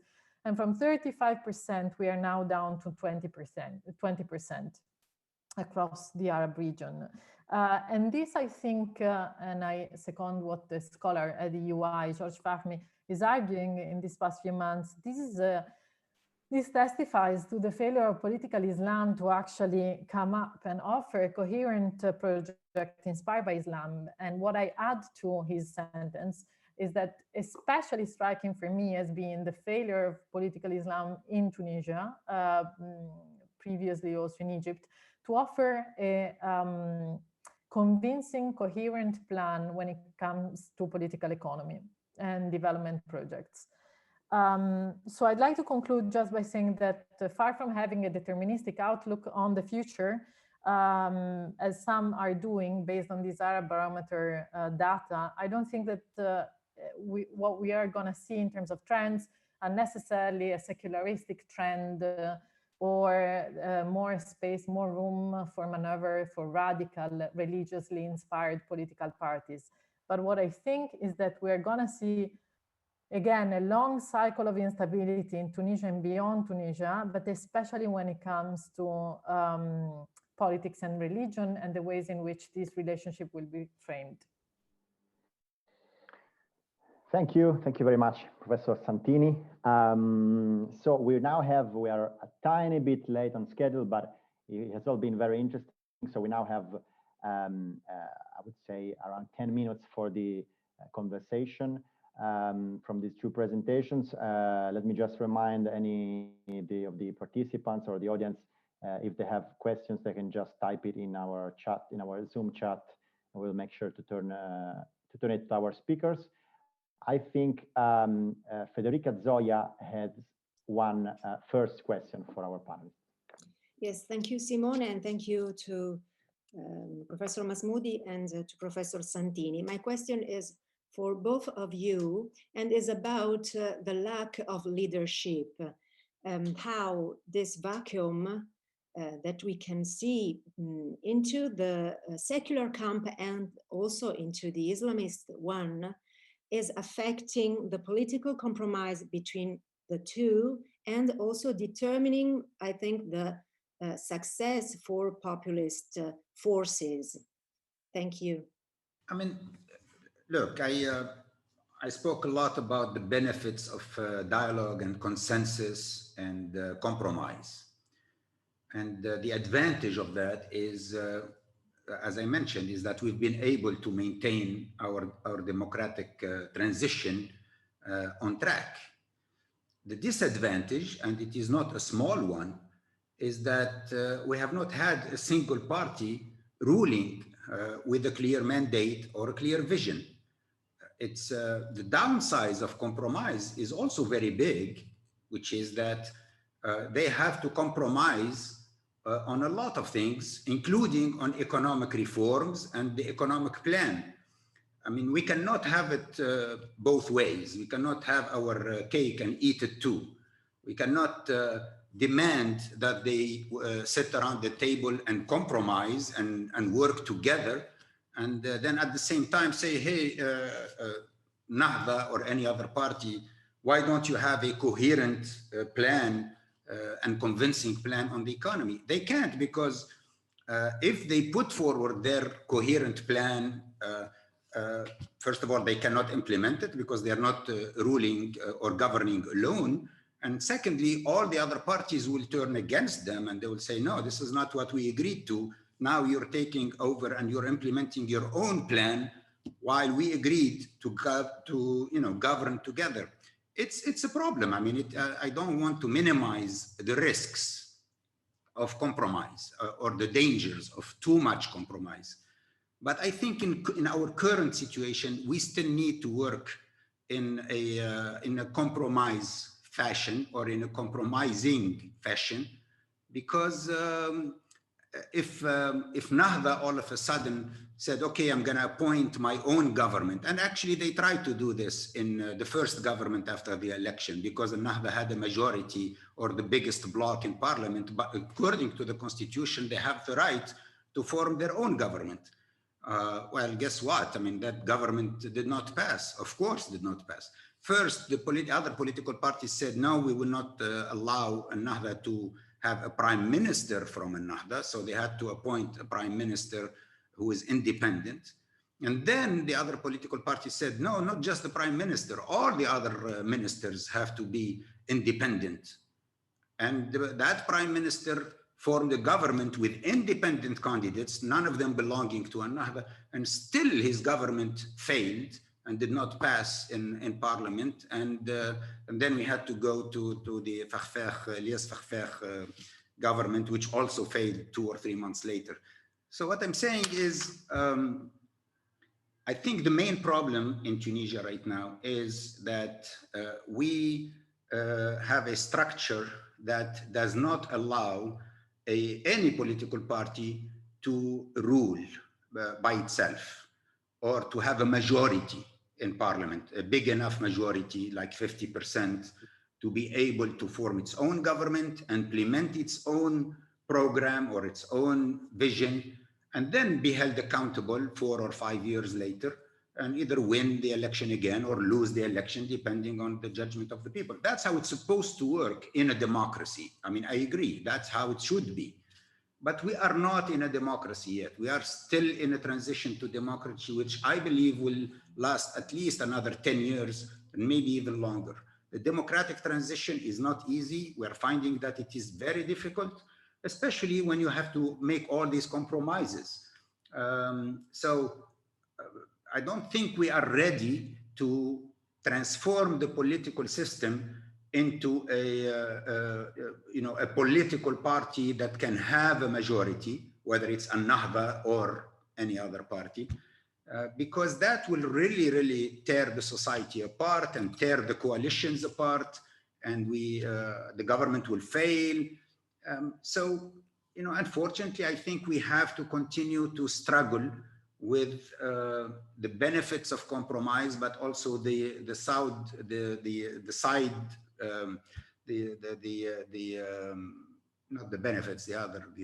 shortcomings or the problems of compromise. We are still in a transition to democracy. I think our weakest problem or biggest problem in Tunisia is really we don't have strong political parties at all. We have not allowed the formation of strong political parties. The law on political parties was written in 2011, immediately after the revolution, and people were afraid that An-Nahda was going to dominate. So they wrote the law on political parties in a way to really limit political parties and to encourage the formation of over 200 political parties. And also the law on elections, you know, it is also designed to not allow anyone to win more than 30%, you know, of the votes or of the seats. And so these two things were done with the purpose of protecting against the hegemony of one party. The downside is that there is no party that can really, we don't have strong political parties, and we don't have any political party that can really has a clear plan and has the ability to implement its vision and its plan. Thank you. Professor Santini may want to add something on this fragility of the system.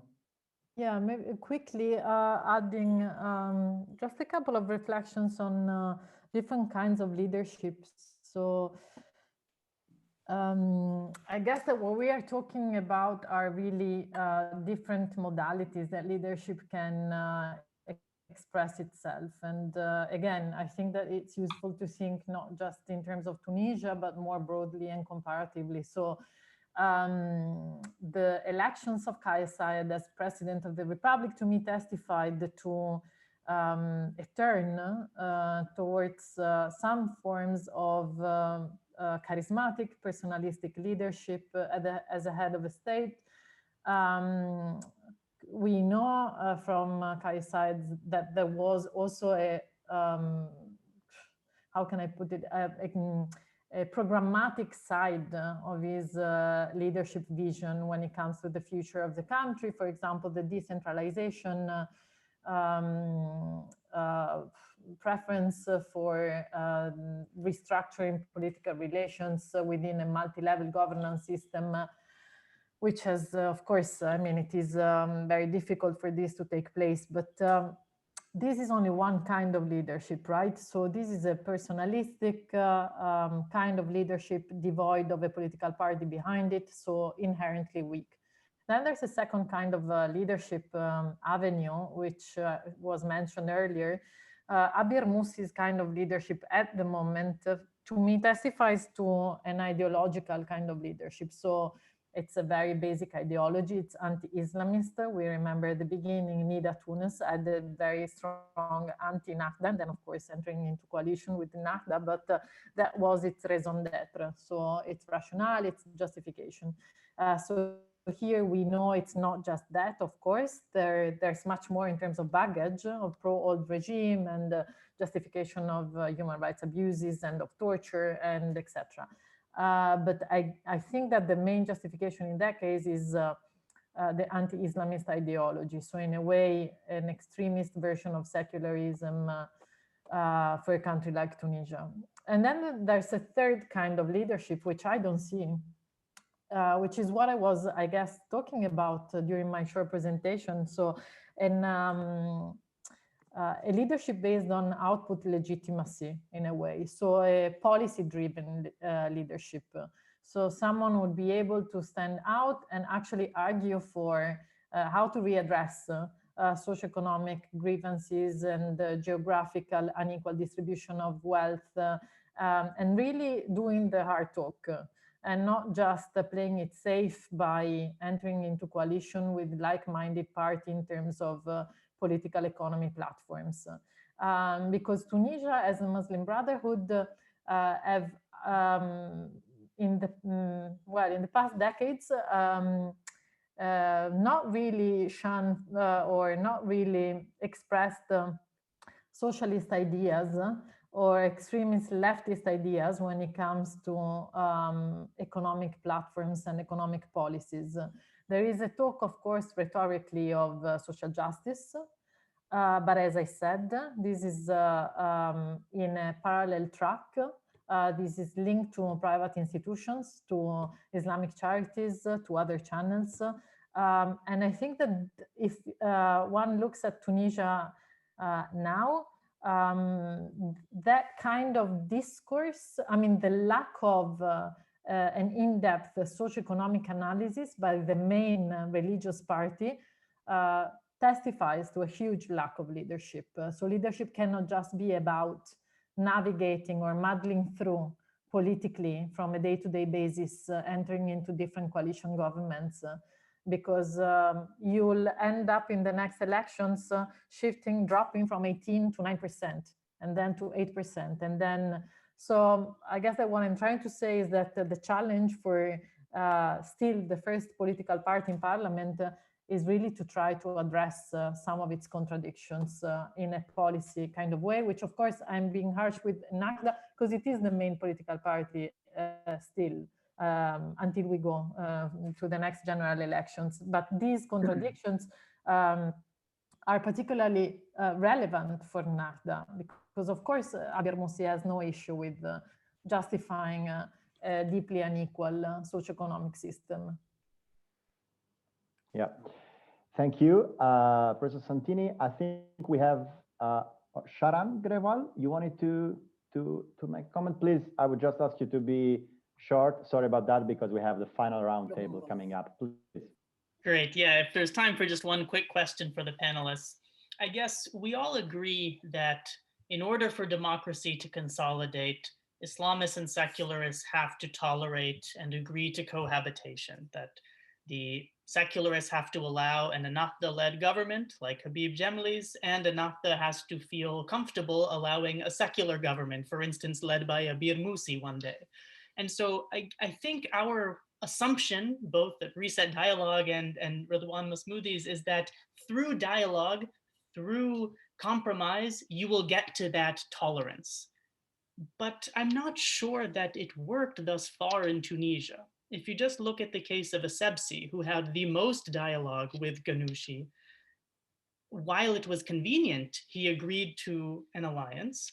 But by 2018, when it was no longer convenient, he even legitimized an investigation into Ennahda that could lead to its dissolution for having supposedly a secret apparatus. So if it didn't work, dialogue didn't work to lead to long-term tolerance, even with Essebsi, is it hopeless? Is the secular Islamist cleavage so deep that dialogue cannot lead to tolerance? No, I think the cleavage is deep, and I think that the fears are also deep on both sides, and that the dialogue that has been going on so far, I think, has reduced these fears, but I think they're still there. And when Essebsi, became a little bit tense, his relationship became a little bit tense with Ennahda, you have Youssef Chahed, who became closer to Ennahda, and he's also from Nida, Tunis, and he was the prime minister or the head of the government, and the coalition continued with Ennahda, and the Essebsi basically became a little bit isolated.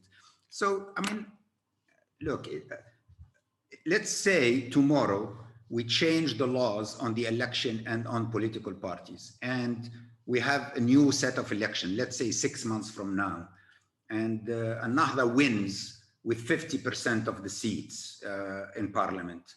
I think it won't work. I mean, I think that the level of fear among the secularists will drive them to the streets, and they will not wait 4 or 5 years to see what Ennahda does with its economic program or social program. They will come down to the street within 6 months or a year, more similar to what happened in Egypt. And I think similarly, if Abiy Morsi takes over somehow and wins the election, the Islamists are not going to wait for 5 years to see what Abiy Morsi does during those 5 years. We know very much what Abiy Morsi is going to do is basically ban Ennahda and put their leaders back in jail. So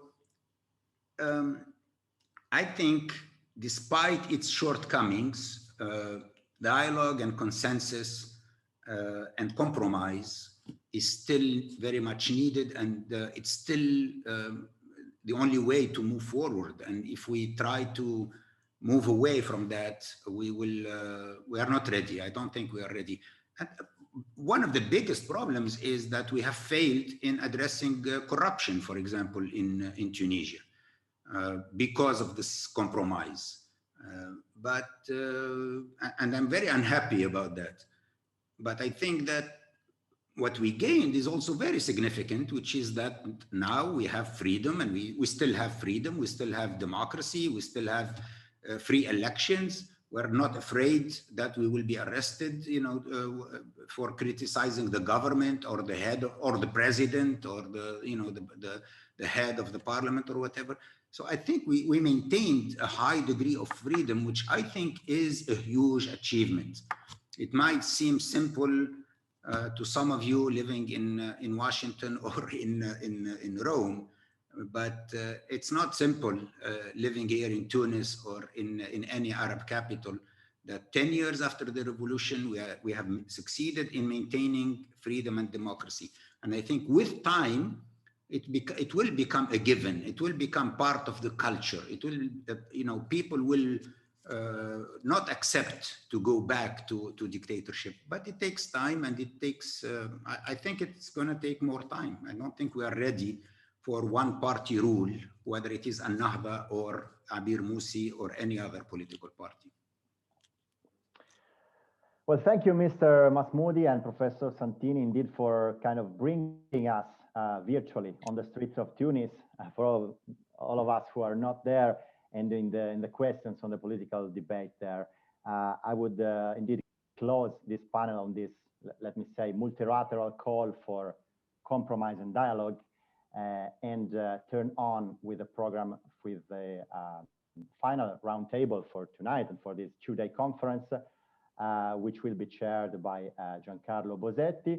Of course, the message is stay with us, both to the speakers and to the audience who has been following us, be it on Zoom or Facebook. Giancarlo, please, you have the floor for the final roundtable. Thank you, Simone. I'm here ready for the next session. I think that some of the questions that were the last part of the discussion among us with Radwan, Masmoudi, Ruth, Santini, will go on in our next session, because it was crucial.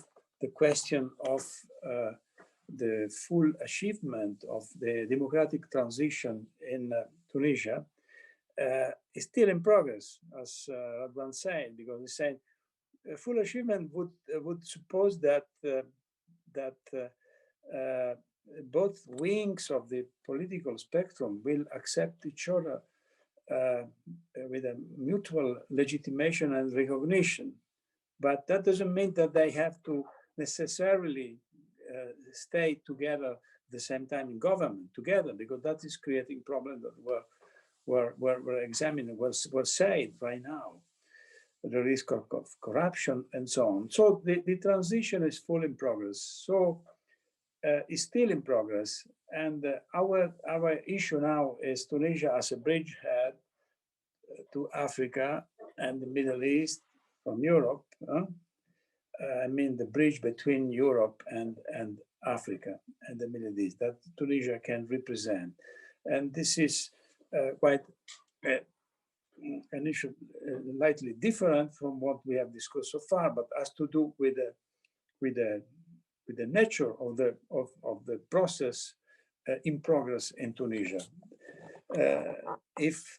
Because yesterday we said that democracy was a projection of some European dreams, but it was also a projection, as is clear from many Tunisian forces, many Tunisian people, was not only a projection from outside, it was also a desire of many people, the full accountability of the elite of the governing charge in Tunisia. And we are going to discuss this issue now with Jonathan Laurence and Ambassador Lorenzo Fanara. Let me introduce these to this distinguished guests, very distinguished, even if they are very familiar with our discussion and with the Reset dialogues, because Jonathan is not less than the chief executive of Reset Dialogues in the United States. At the same time, is deputy manager of Reset Dialogues Europe. And Jonathan Laurence, that you know well, has been working in his career a lot on the issue we are discussing, is coming from studies made at Sciences Po in Paris and in government at Harvard, and has been working, teaching, and making research in comparative politics and religion and politics in Western Europe, Turkey, and North Africa. His latest book is The Emancipation of Europe's Muslims, published by Princeton University Press, and received awards for Best Book in Religion and Politics and Migration and Citizenship from the American Political Science Association. His next book, another big challenge, is Coping with Defeat, Sunni Islam, Roman Catholicism, and the Modern State. Will come out for Princeton University Press as well. And is also non-resident senior fellow at the Brookings Institution and an affiliate of the Center for European Studies at Harvard. So, Jonathan, this is the way I would very simply describe you. Now, Ambassador Lorenzo Fanara, which is at the moment still Italian ambassador to Tunis, has been with us also in previous conferences we made about this issue, and also discussion that became a monograph we published last year. Ambassador Fanara has been working at the permanent mission of Italy to the European Union in Brussels, has been appointed also with special charges at Moscow, and then has been spokesman for several foreign ministers of Italy, and then has been appointed to the embassy in London as political advisor, and after having been deputy head of cabinet of Foreign Minister Alfano, finally became Italian ambassador to Tunis. So having at this point 3 years of experience in place over there. Can we start with Jonathan now? Please, Jonathan. Thank you, Giancarlo, and thank you to all of the speakers of the day so far, whom I've really enjoyed listening to. It's a pleasure to be in your company. So I've decided to focus in my intervention on to what extent we can consider Tunisia as a model for the region. This is obviously something that has come up repeatedly for us, and in many ways it's quite different than its neighbors. It is smaller, it has fewer people, it does not have a hegemonic military.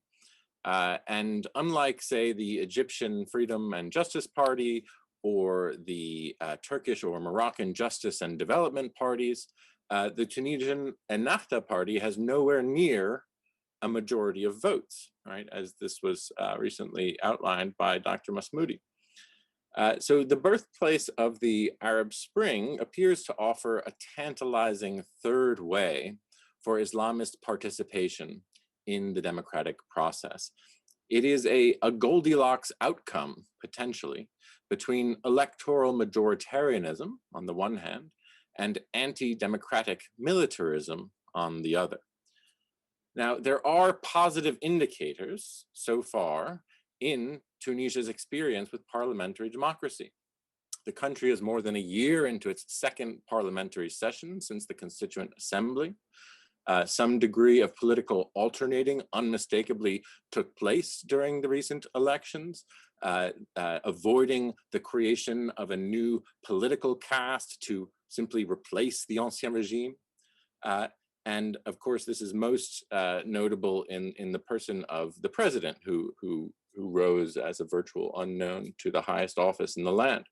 I believe the statistic is that 70% of parliamentarians sitting in this session were elected for the first time.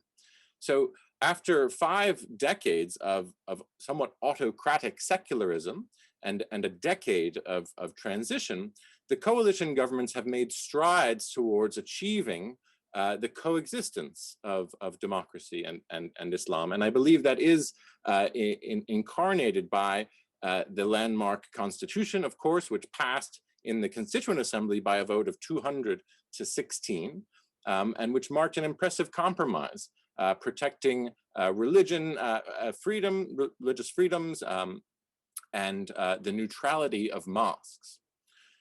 Tunisia became the first Arab country in more than 3 decades to receive a ranking of 3 or better for political rights on the 7-point Freedom House scale. Yet, in poll after poll, Tunisians say that they are unhappy. Gallup recently revealed that Tunisians are amongst the tensest and saddest populations polled in the entire world. Nearly half of Tunisians responded in the survey that in the previous day they had experienced emotional pain, tension, anxiety, or anger. In all, Tunisia ranked 8th out of 145 countries in the Gallup Global Emotions poll. So even if Tunisia has escaped the extremes of, say, Egyptian political outcomes, they are psychosocially speaking in the same company, in this group, as war-torn Iraq and Afghanistan, mentally speaking.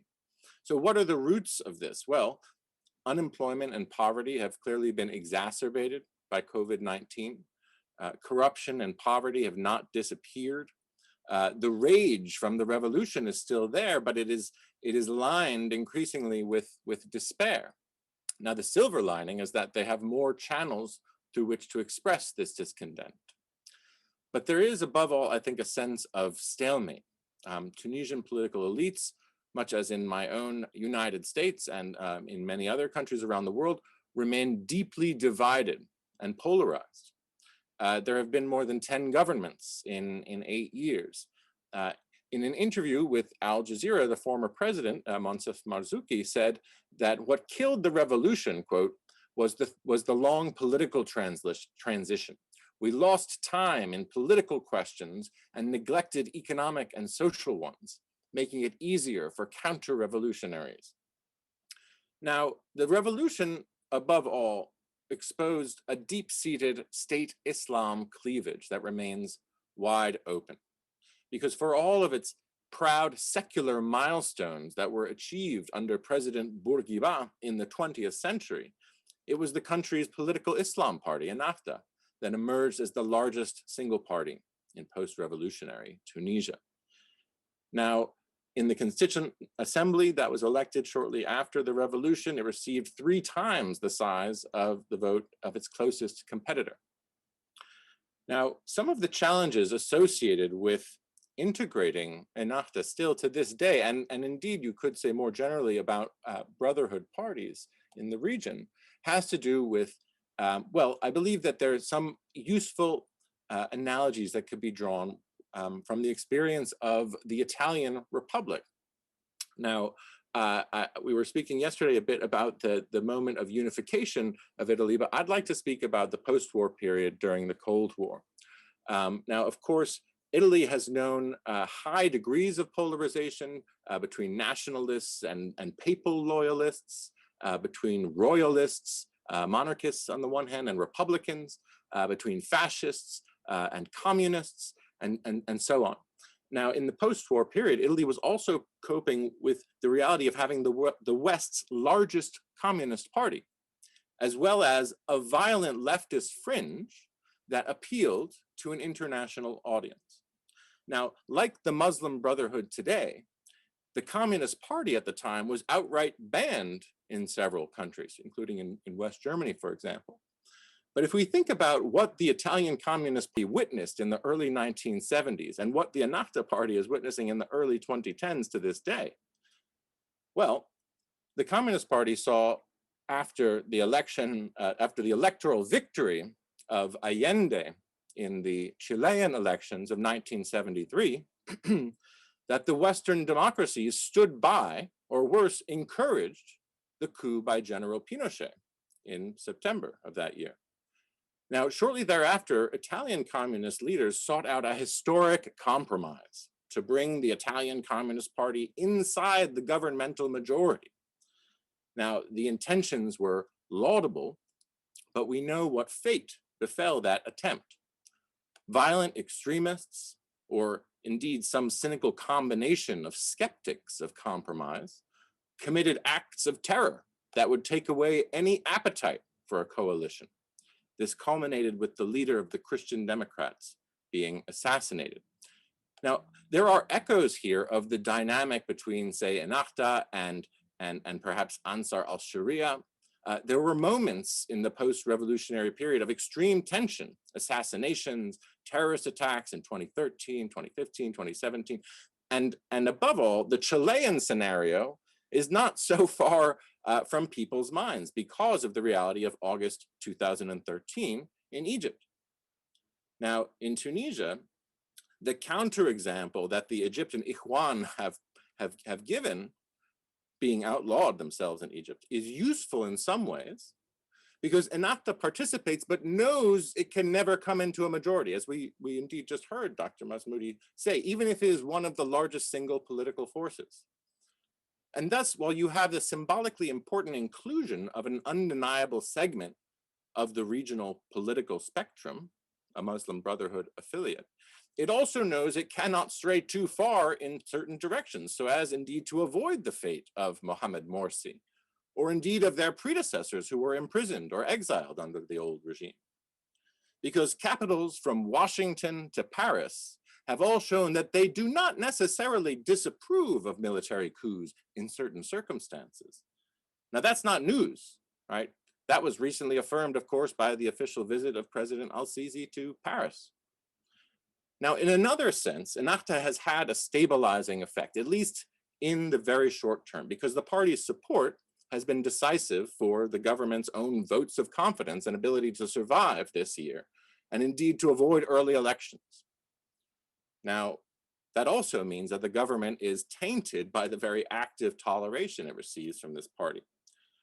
But if anything, it is a living testament to an active historic compromise amongst a set of parties. But the question of Ennahda's influence in the government and in the country more broadly is truly just a stand-in for the broader question of what is the proper relationship between religion and politics, and what is the role of Islam in society and the state. This culminated just over a week ago in fistfights in Parliament, which took place during a routine parliamentary commission meeting in the Women's Affairs Commission, where single mothers were being denigrated and belittled as rape victims. And in the ensuing melee between members of Al-Karama on one hand and the Democrats of Atayar on the other, one of the deputies was hit with a bottle in the head. Now, on the one hand, you could roll out that old canard that it's better to have them throwing punches in Parliament than launching obuses outside. So if everyone is better off in Parliament, what in fact are they doing there? Or perhaps more pointedly, what are they not doing? Well, by some accounts, they're underperforming legislatively. Only 42 or so laws were approved from November to July, the first half of their first year in session. That's up from 27 the previous year, but many of these legislative acts were minor.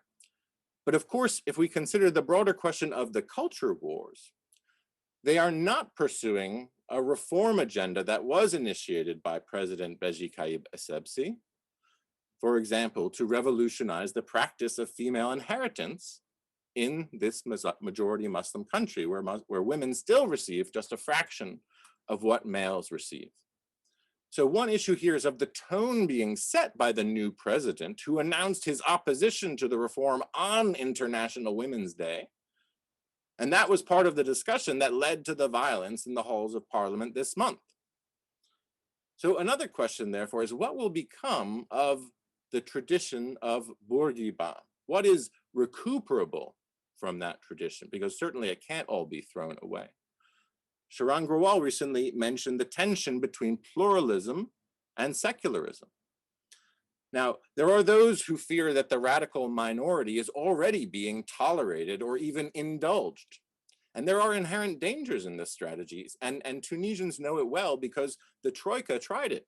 Back in 2011 to 2013, the government hesitated for nearly 2 years before it banned Ansar al-Sharia. Back then, the number of mosques that fell into a state of lawlessness reached nearly half of the entire country, right? That's Algerian level lack of control from the early 90s. So Tunisians discovered that their landscape actually contained strong well springs of support for Salafi movements.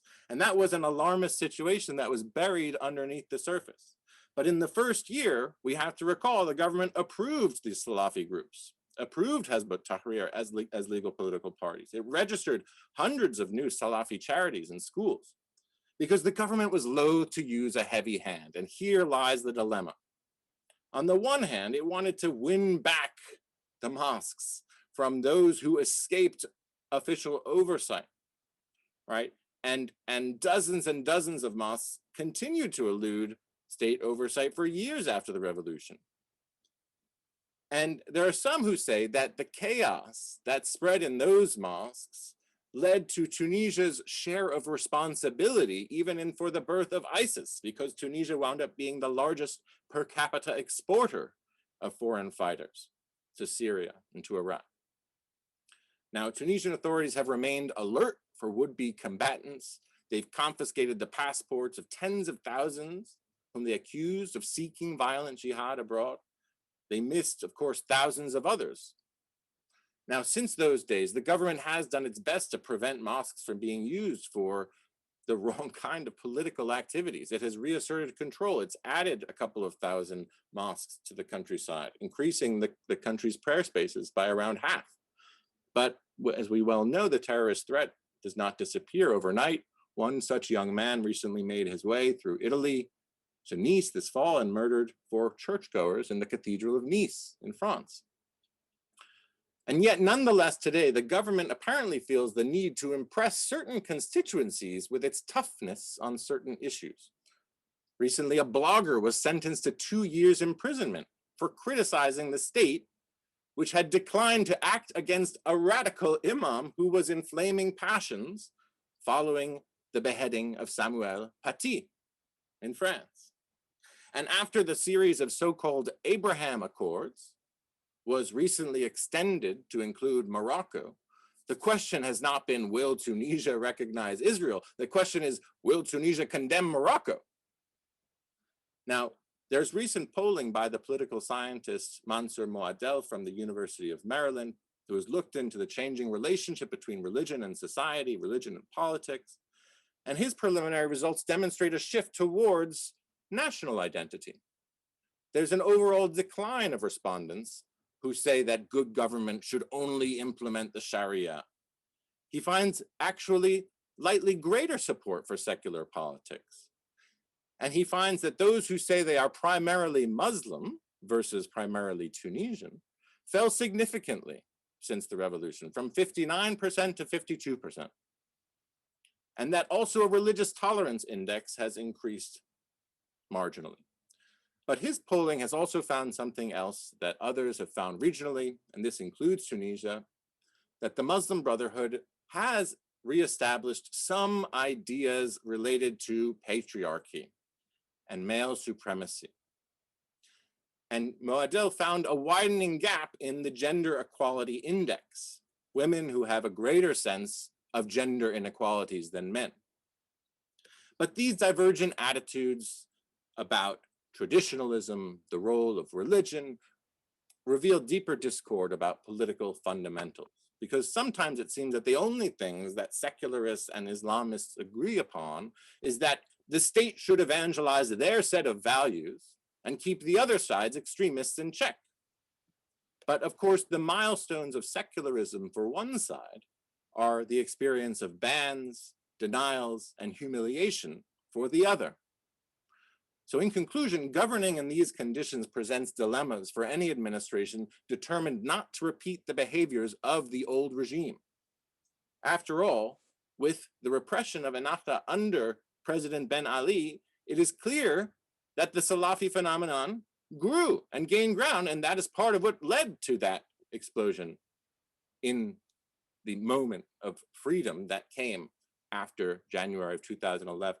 But the current state of affairs has very many people scared, I think, on both sides of this divide, because of this possibility of the state's hammer coming down upon them next.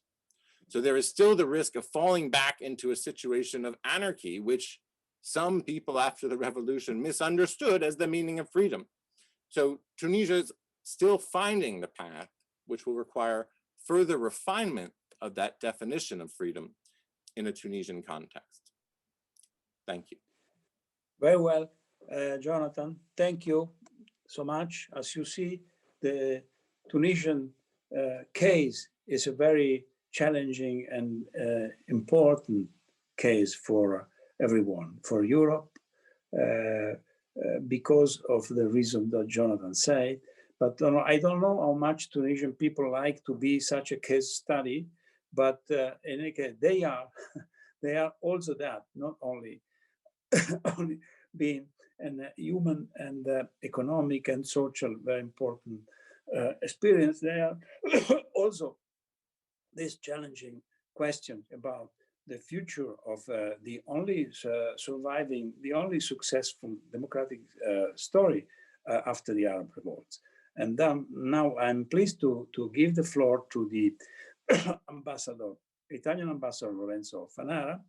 I'm pleased to welcome him here. By the way, this conference should have taken place in Tunis, but we would have been guests, probably, I'm sure, in his embassy, but unfortunately we are in this condition to work from far. Nevertheless, the discussion is very hot, it's very important and very interesting. And now, beyond many other reasons, Tunisia is also so close to Italy, you know, that you can cross that small distance of sea in a very few time. Not least reason why we are also concerned as Italian. Please, Ambassador Fanara. Thank you very much. Thank you very much, Mr. Bosetti. So I didn't have the time to prepare a proper speech, so I'll try to share with you my evaluations. Some of them are personal, some others reflect the positions of the government. So first of all, let me start from the title of this panel, whether Tunisia is a bridgehead to Africa and the Middle East. So let me share with you my experience. When I presented to President Kaid Essebsi, my credential letters, so we spoke for half an hour, and one of the subjects was the fact that, as he said, Tunisia is the door to Africa. It's an open door, he told me, so please pass it through. Great opportunities for you. So I started out my mandate trying to open this door and trying to exploit these opportunities. So after almost 3 years being here, I realized that the door is still open, that the opportunities are still there, but still we miss some kind of corridor in order to reach Africa. So why I'm saying so? Because Tunisia is, after all, the country which has given the name to the African continent. Ifriqiya was named by the Romans. Tunisia is there in the African country, although some of my Tunisian friends tend to refer to the sub-Saharan people as the Africans, as they are the Tunisians. Tunisia is also a member of the COMESA, so of the Common Market for East and South Africa.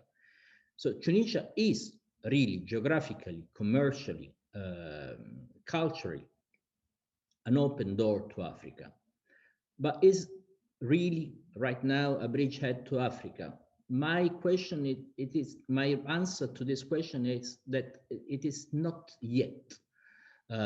Why? Because it misses infrastructure, it misses links, it misses also some kind of important political and financial drive.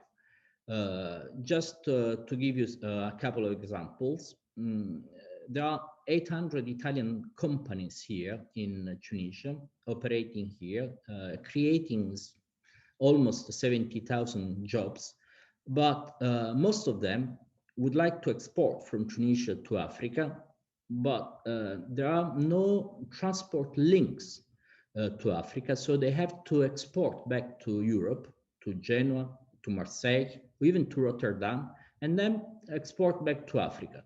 So I tried to pass on this message that we should cooperate together to export more to Africa. And I even proposed, submitted some concrete proposals saying, let's create some maritime links. I submitted this proposal to several transport ministers, but still the proposals are on the table. Having said so, why I'm saying that there are a lot of opportunities, especially in Western Africa, because when Professor Laurence said there is some recuperable issues or elements from the Bourguiba times, well, one of these elements is that Bourguiba invested a lot on in the relationship with Western Africa. So you have a great African diaspora, especially coming from Ivory Coast, Senegal, I mean the French-speaking countries, who have studied here, who have graduated here, who have been influenced by the Tunisian culture, who have been imbued by also the Tunisian values of dialogue, of tolerance, because these people have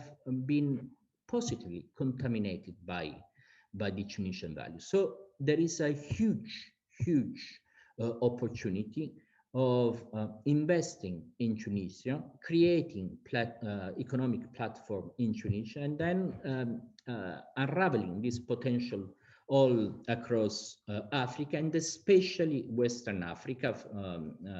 So this called the French-speaking Africa. Second point, is Tunisia really a bridgehead to Middle East? Once again, let's try to think about the Tunisian heritage.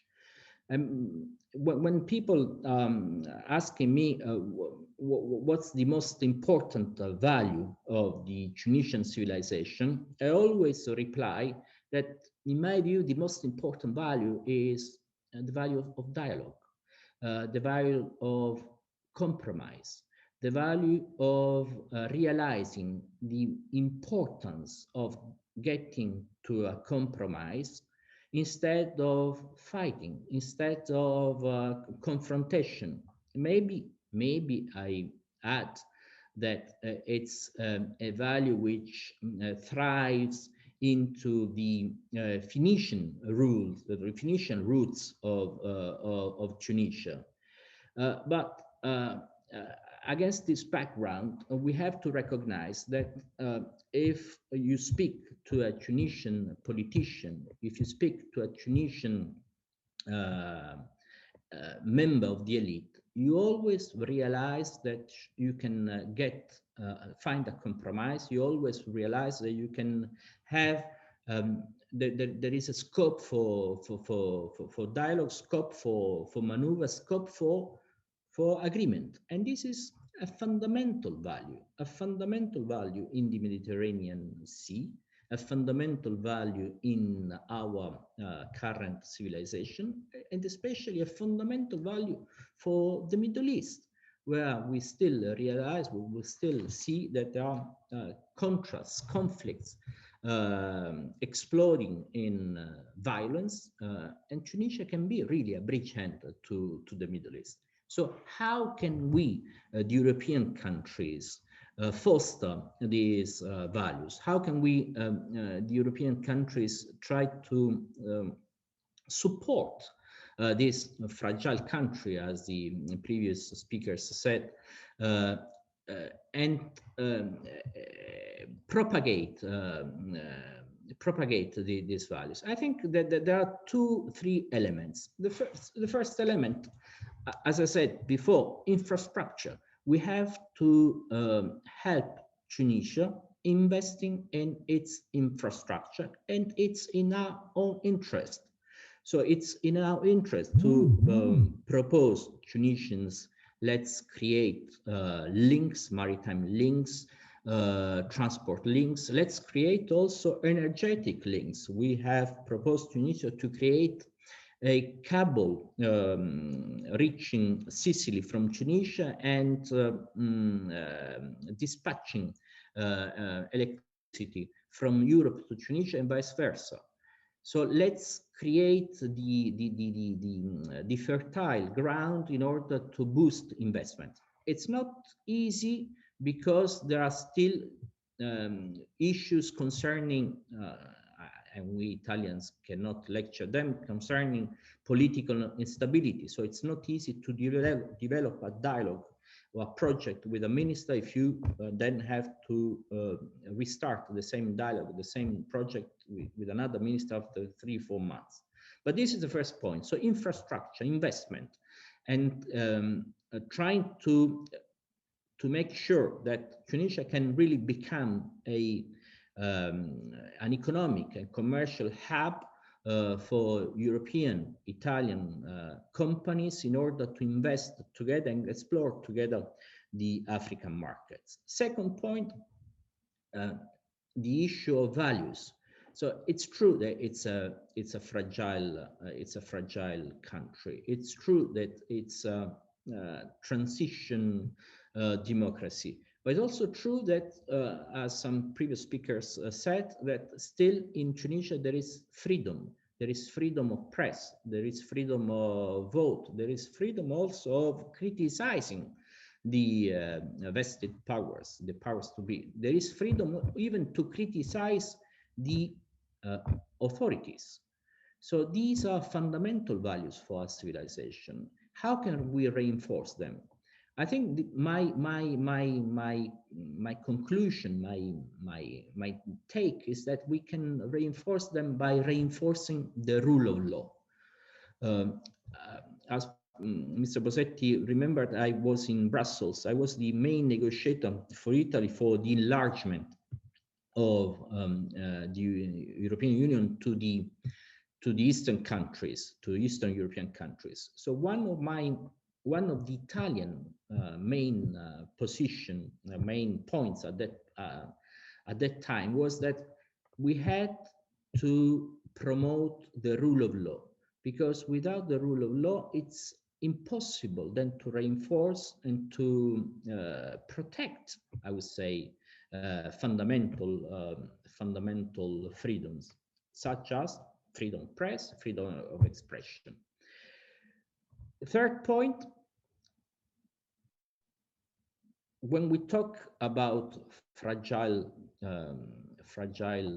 democracy, when we talk about emerging countries, when we talk about the importance of reinforcing freedom, we have to, I think, come to the conclusion that we need, as a fundamental tool, to give also confidence to this country. And I think the main threat to all our discourse, political discourse, is the risk of an increasing lack of confidence coming from especially the youth. a lack of confidence that we are registering, we, the Italians, as we assist and welcome into our shores thousands of Tunisian irregular migrants who come to Italy every year. So how can we boost, how can we support this confidence? I think there are two points once again. The first point is trying to moderate once again, trying to pass on responsible messages, trying to say to the political forces that it's in their interest to improve or to foster the dialogue, and it's in our interest also to accompany them through investments, through economic projects, but under the condition that dialogue and mutual respect are fostered. The second point is that we can also share our example. So one previous speaker, Professor Laurence, remembered the Italian experience. There is one element of the Italian experience they always quote to the Tunisians. It's the constitutional court.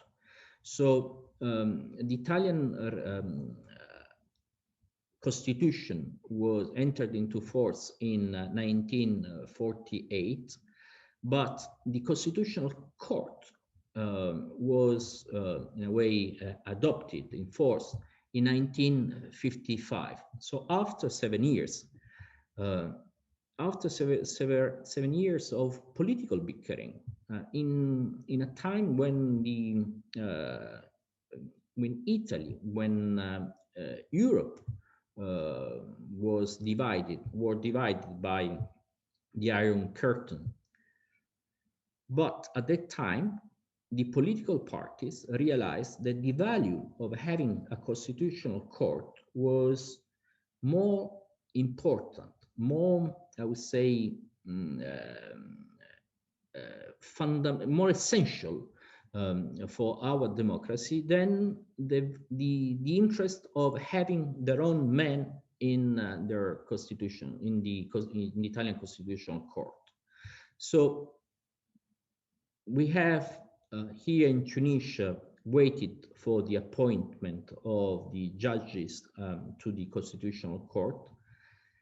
It's not that tragic, but it would be really important, an important step of confidence, of dialogue, and also of reinforcing the rule of law if the political parties in parliament could reach an agreement an agreement among themselves in order to elect and appoint the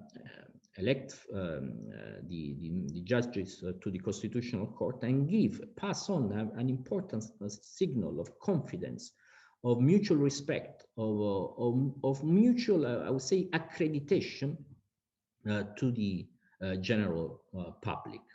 So these are my main message. Then, of course, if I may conclude, I would say that it's in our interest to support Tunisia, in our interest to avoid the collapse of Tunisia, but Tunisia has all the elements politically, economically, culturally, to overcome this temporary crisis and to become really a bridgehead to the Middle East and Africa. Thank you. Thank you, Ambassador Fanara.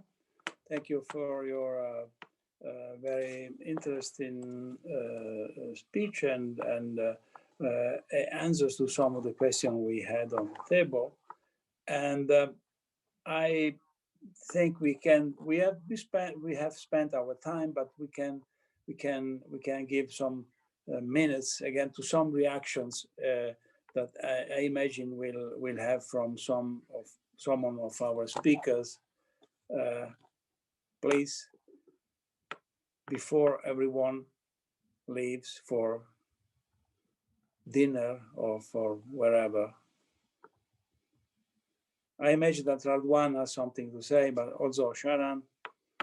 No, I mean, I agree with the ambassador in everything he said. We just hope that Italy and our other European friends in European countries really, help Tunisia in this very difficult situation. The economy, I mean, we've been talking last 2 days mostly about politics, but the real problem in Tunisia is the economy, and that problem has been compounded now by the pandemic, and the tourism sector has been hit very badly. Investment sector, very, very little investment going on. So I really, I'm worried about Tunisia because the economic situation is really, really bad, especially in the interior of the country. That's why we have these massive demonstrations everywhere in the interior of the country.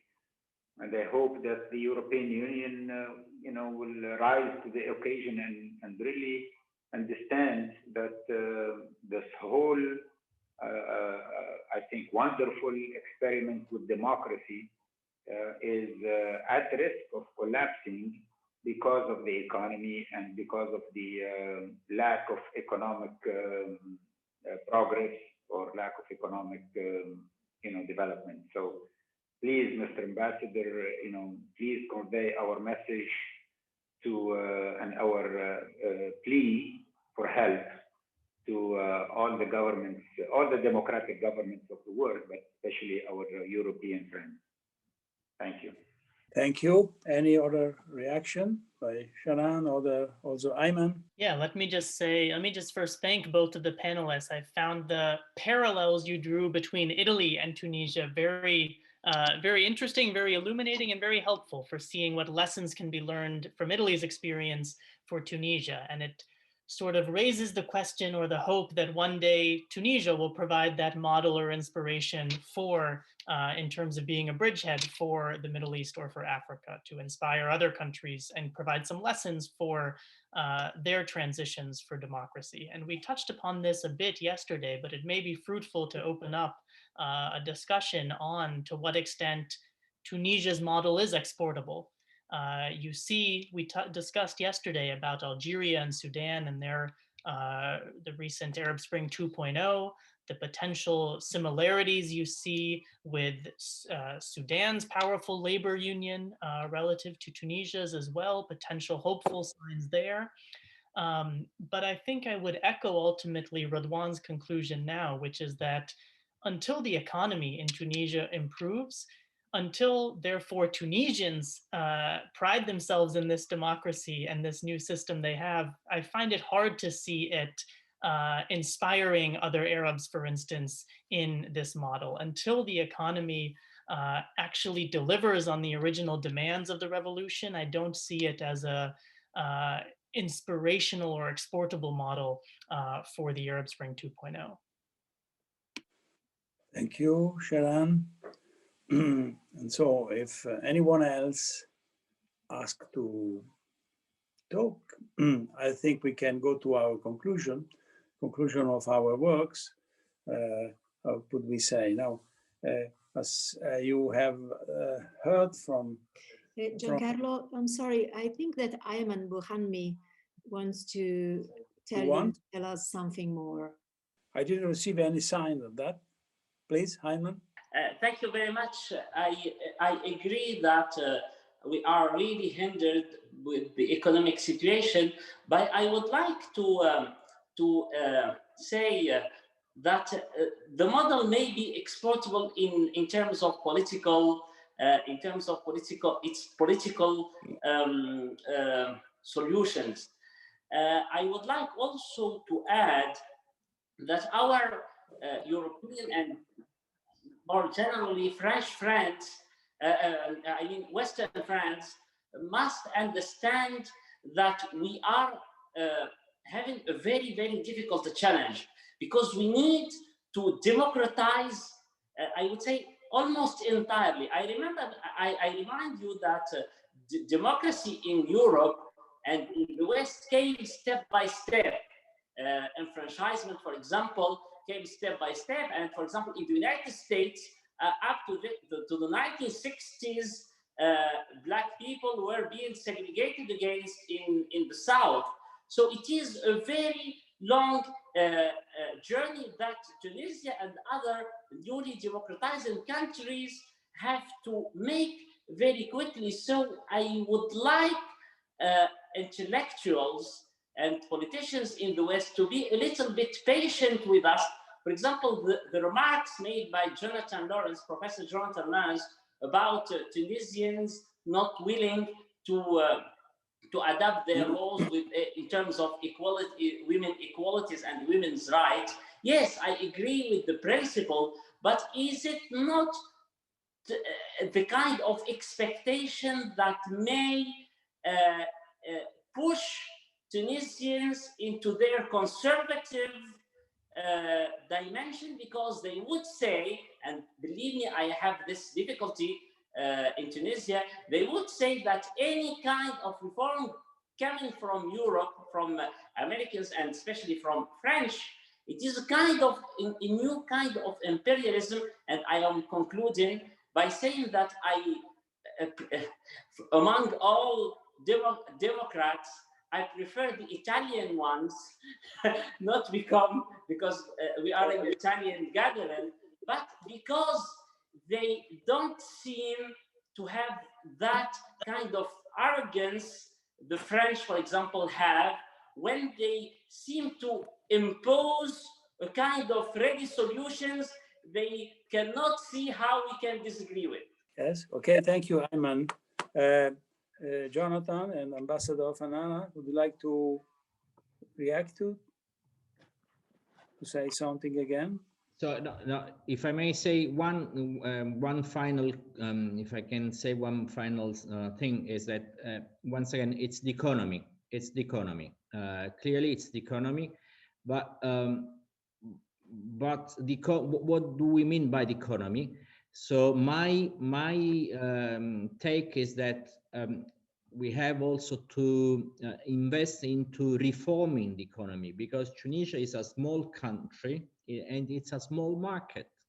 So if Tunisia wants to improve its economy, has to invest into a system of infrastructure, of banks, of links that would allow Tunisia to export into a globalized world, and mostly into Africa. I would just like to respond to Professor Boughanmi's keen observation, and I would agree that the last thing you want to do is paint people into a kind of conservative corner. And the reality is that in Europe, the line towards female emancipation was, of course, very winding and very long. Women couldn't get their own checkbook in France until the 1970s. In some cantons in Switzerland, they couldn't vote, etc.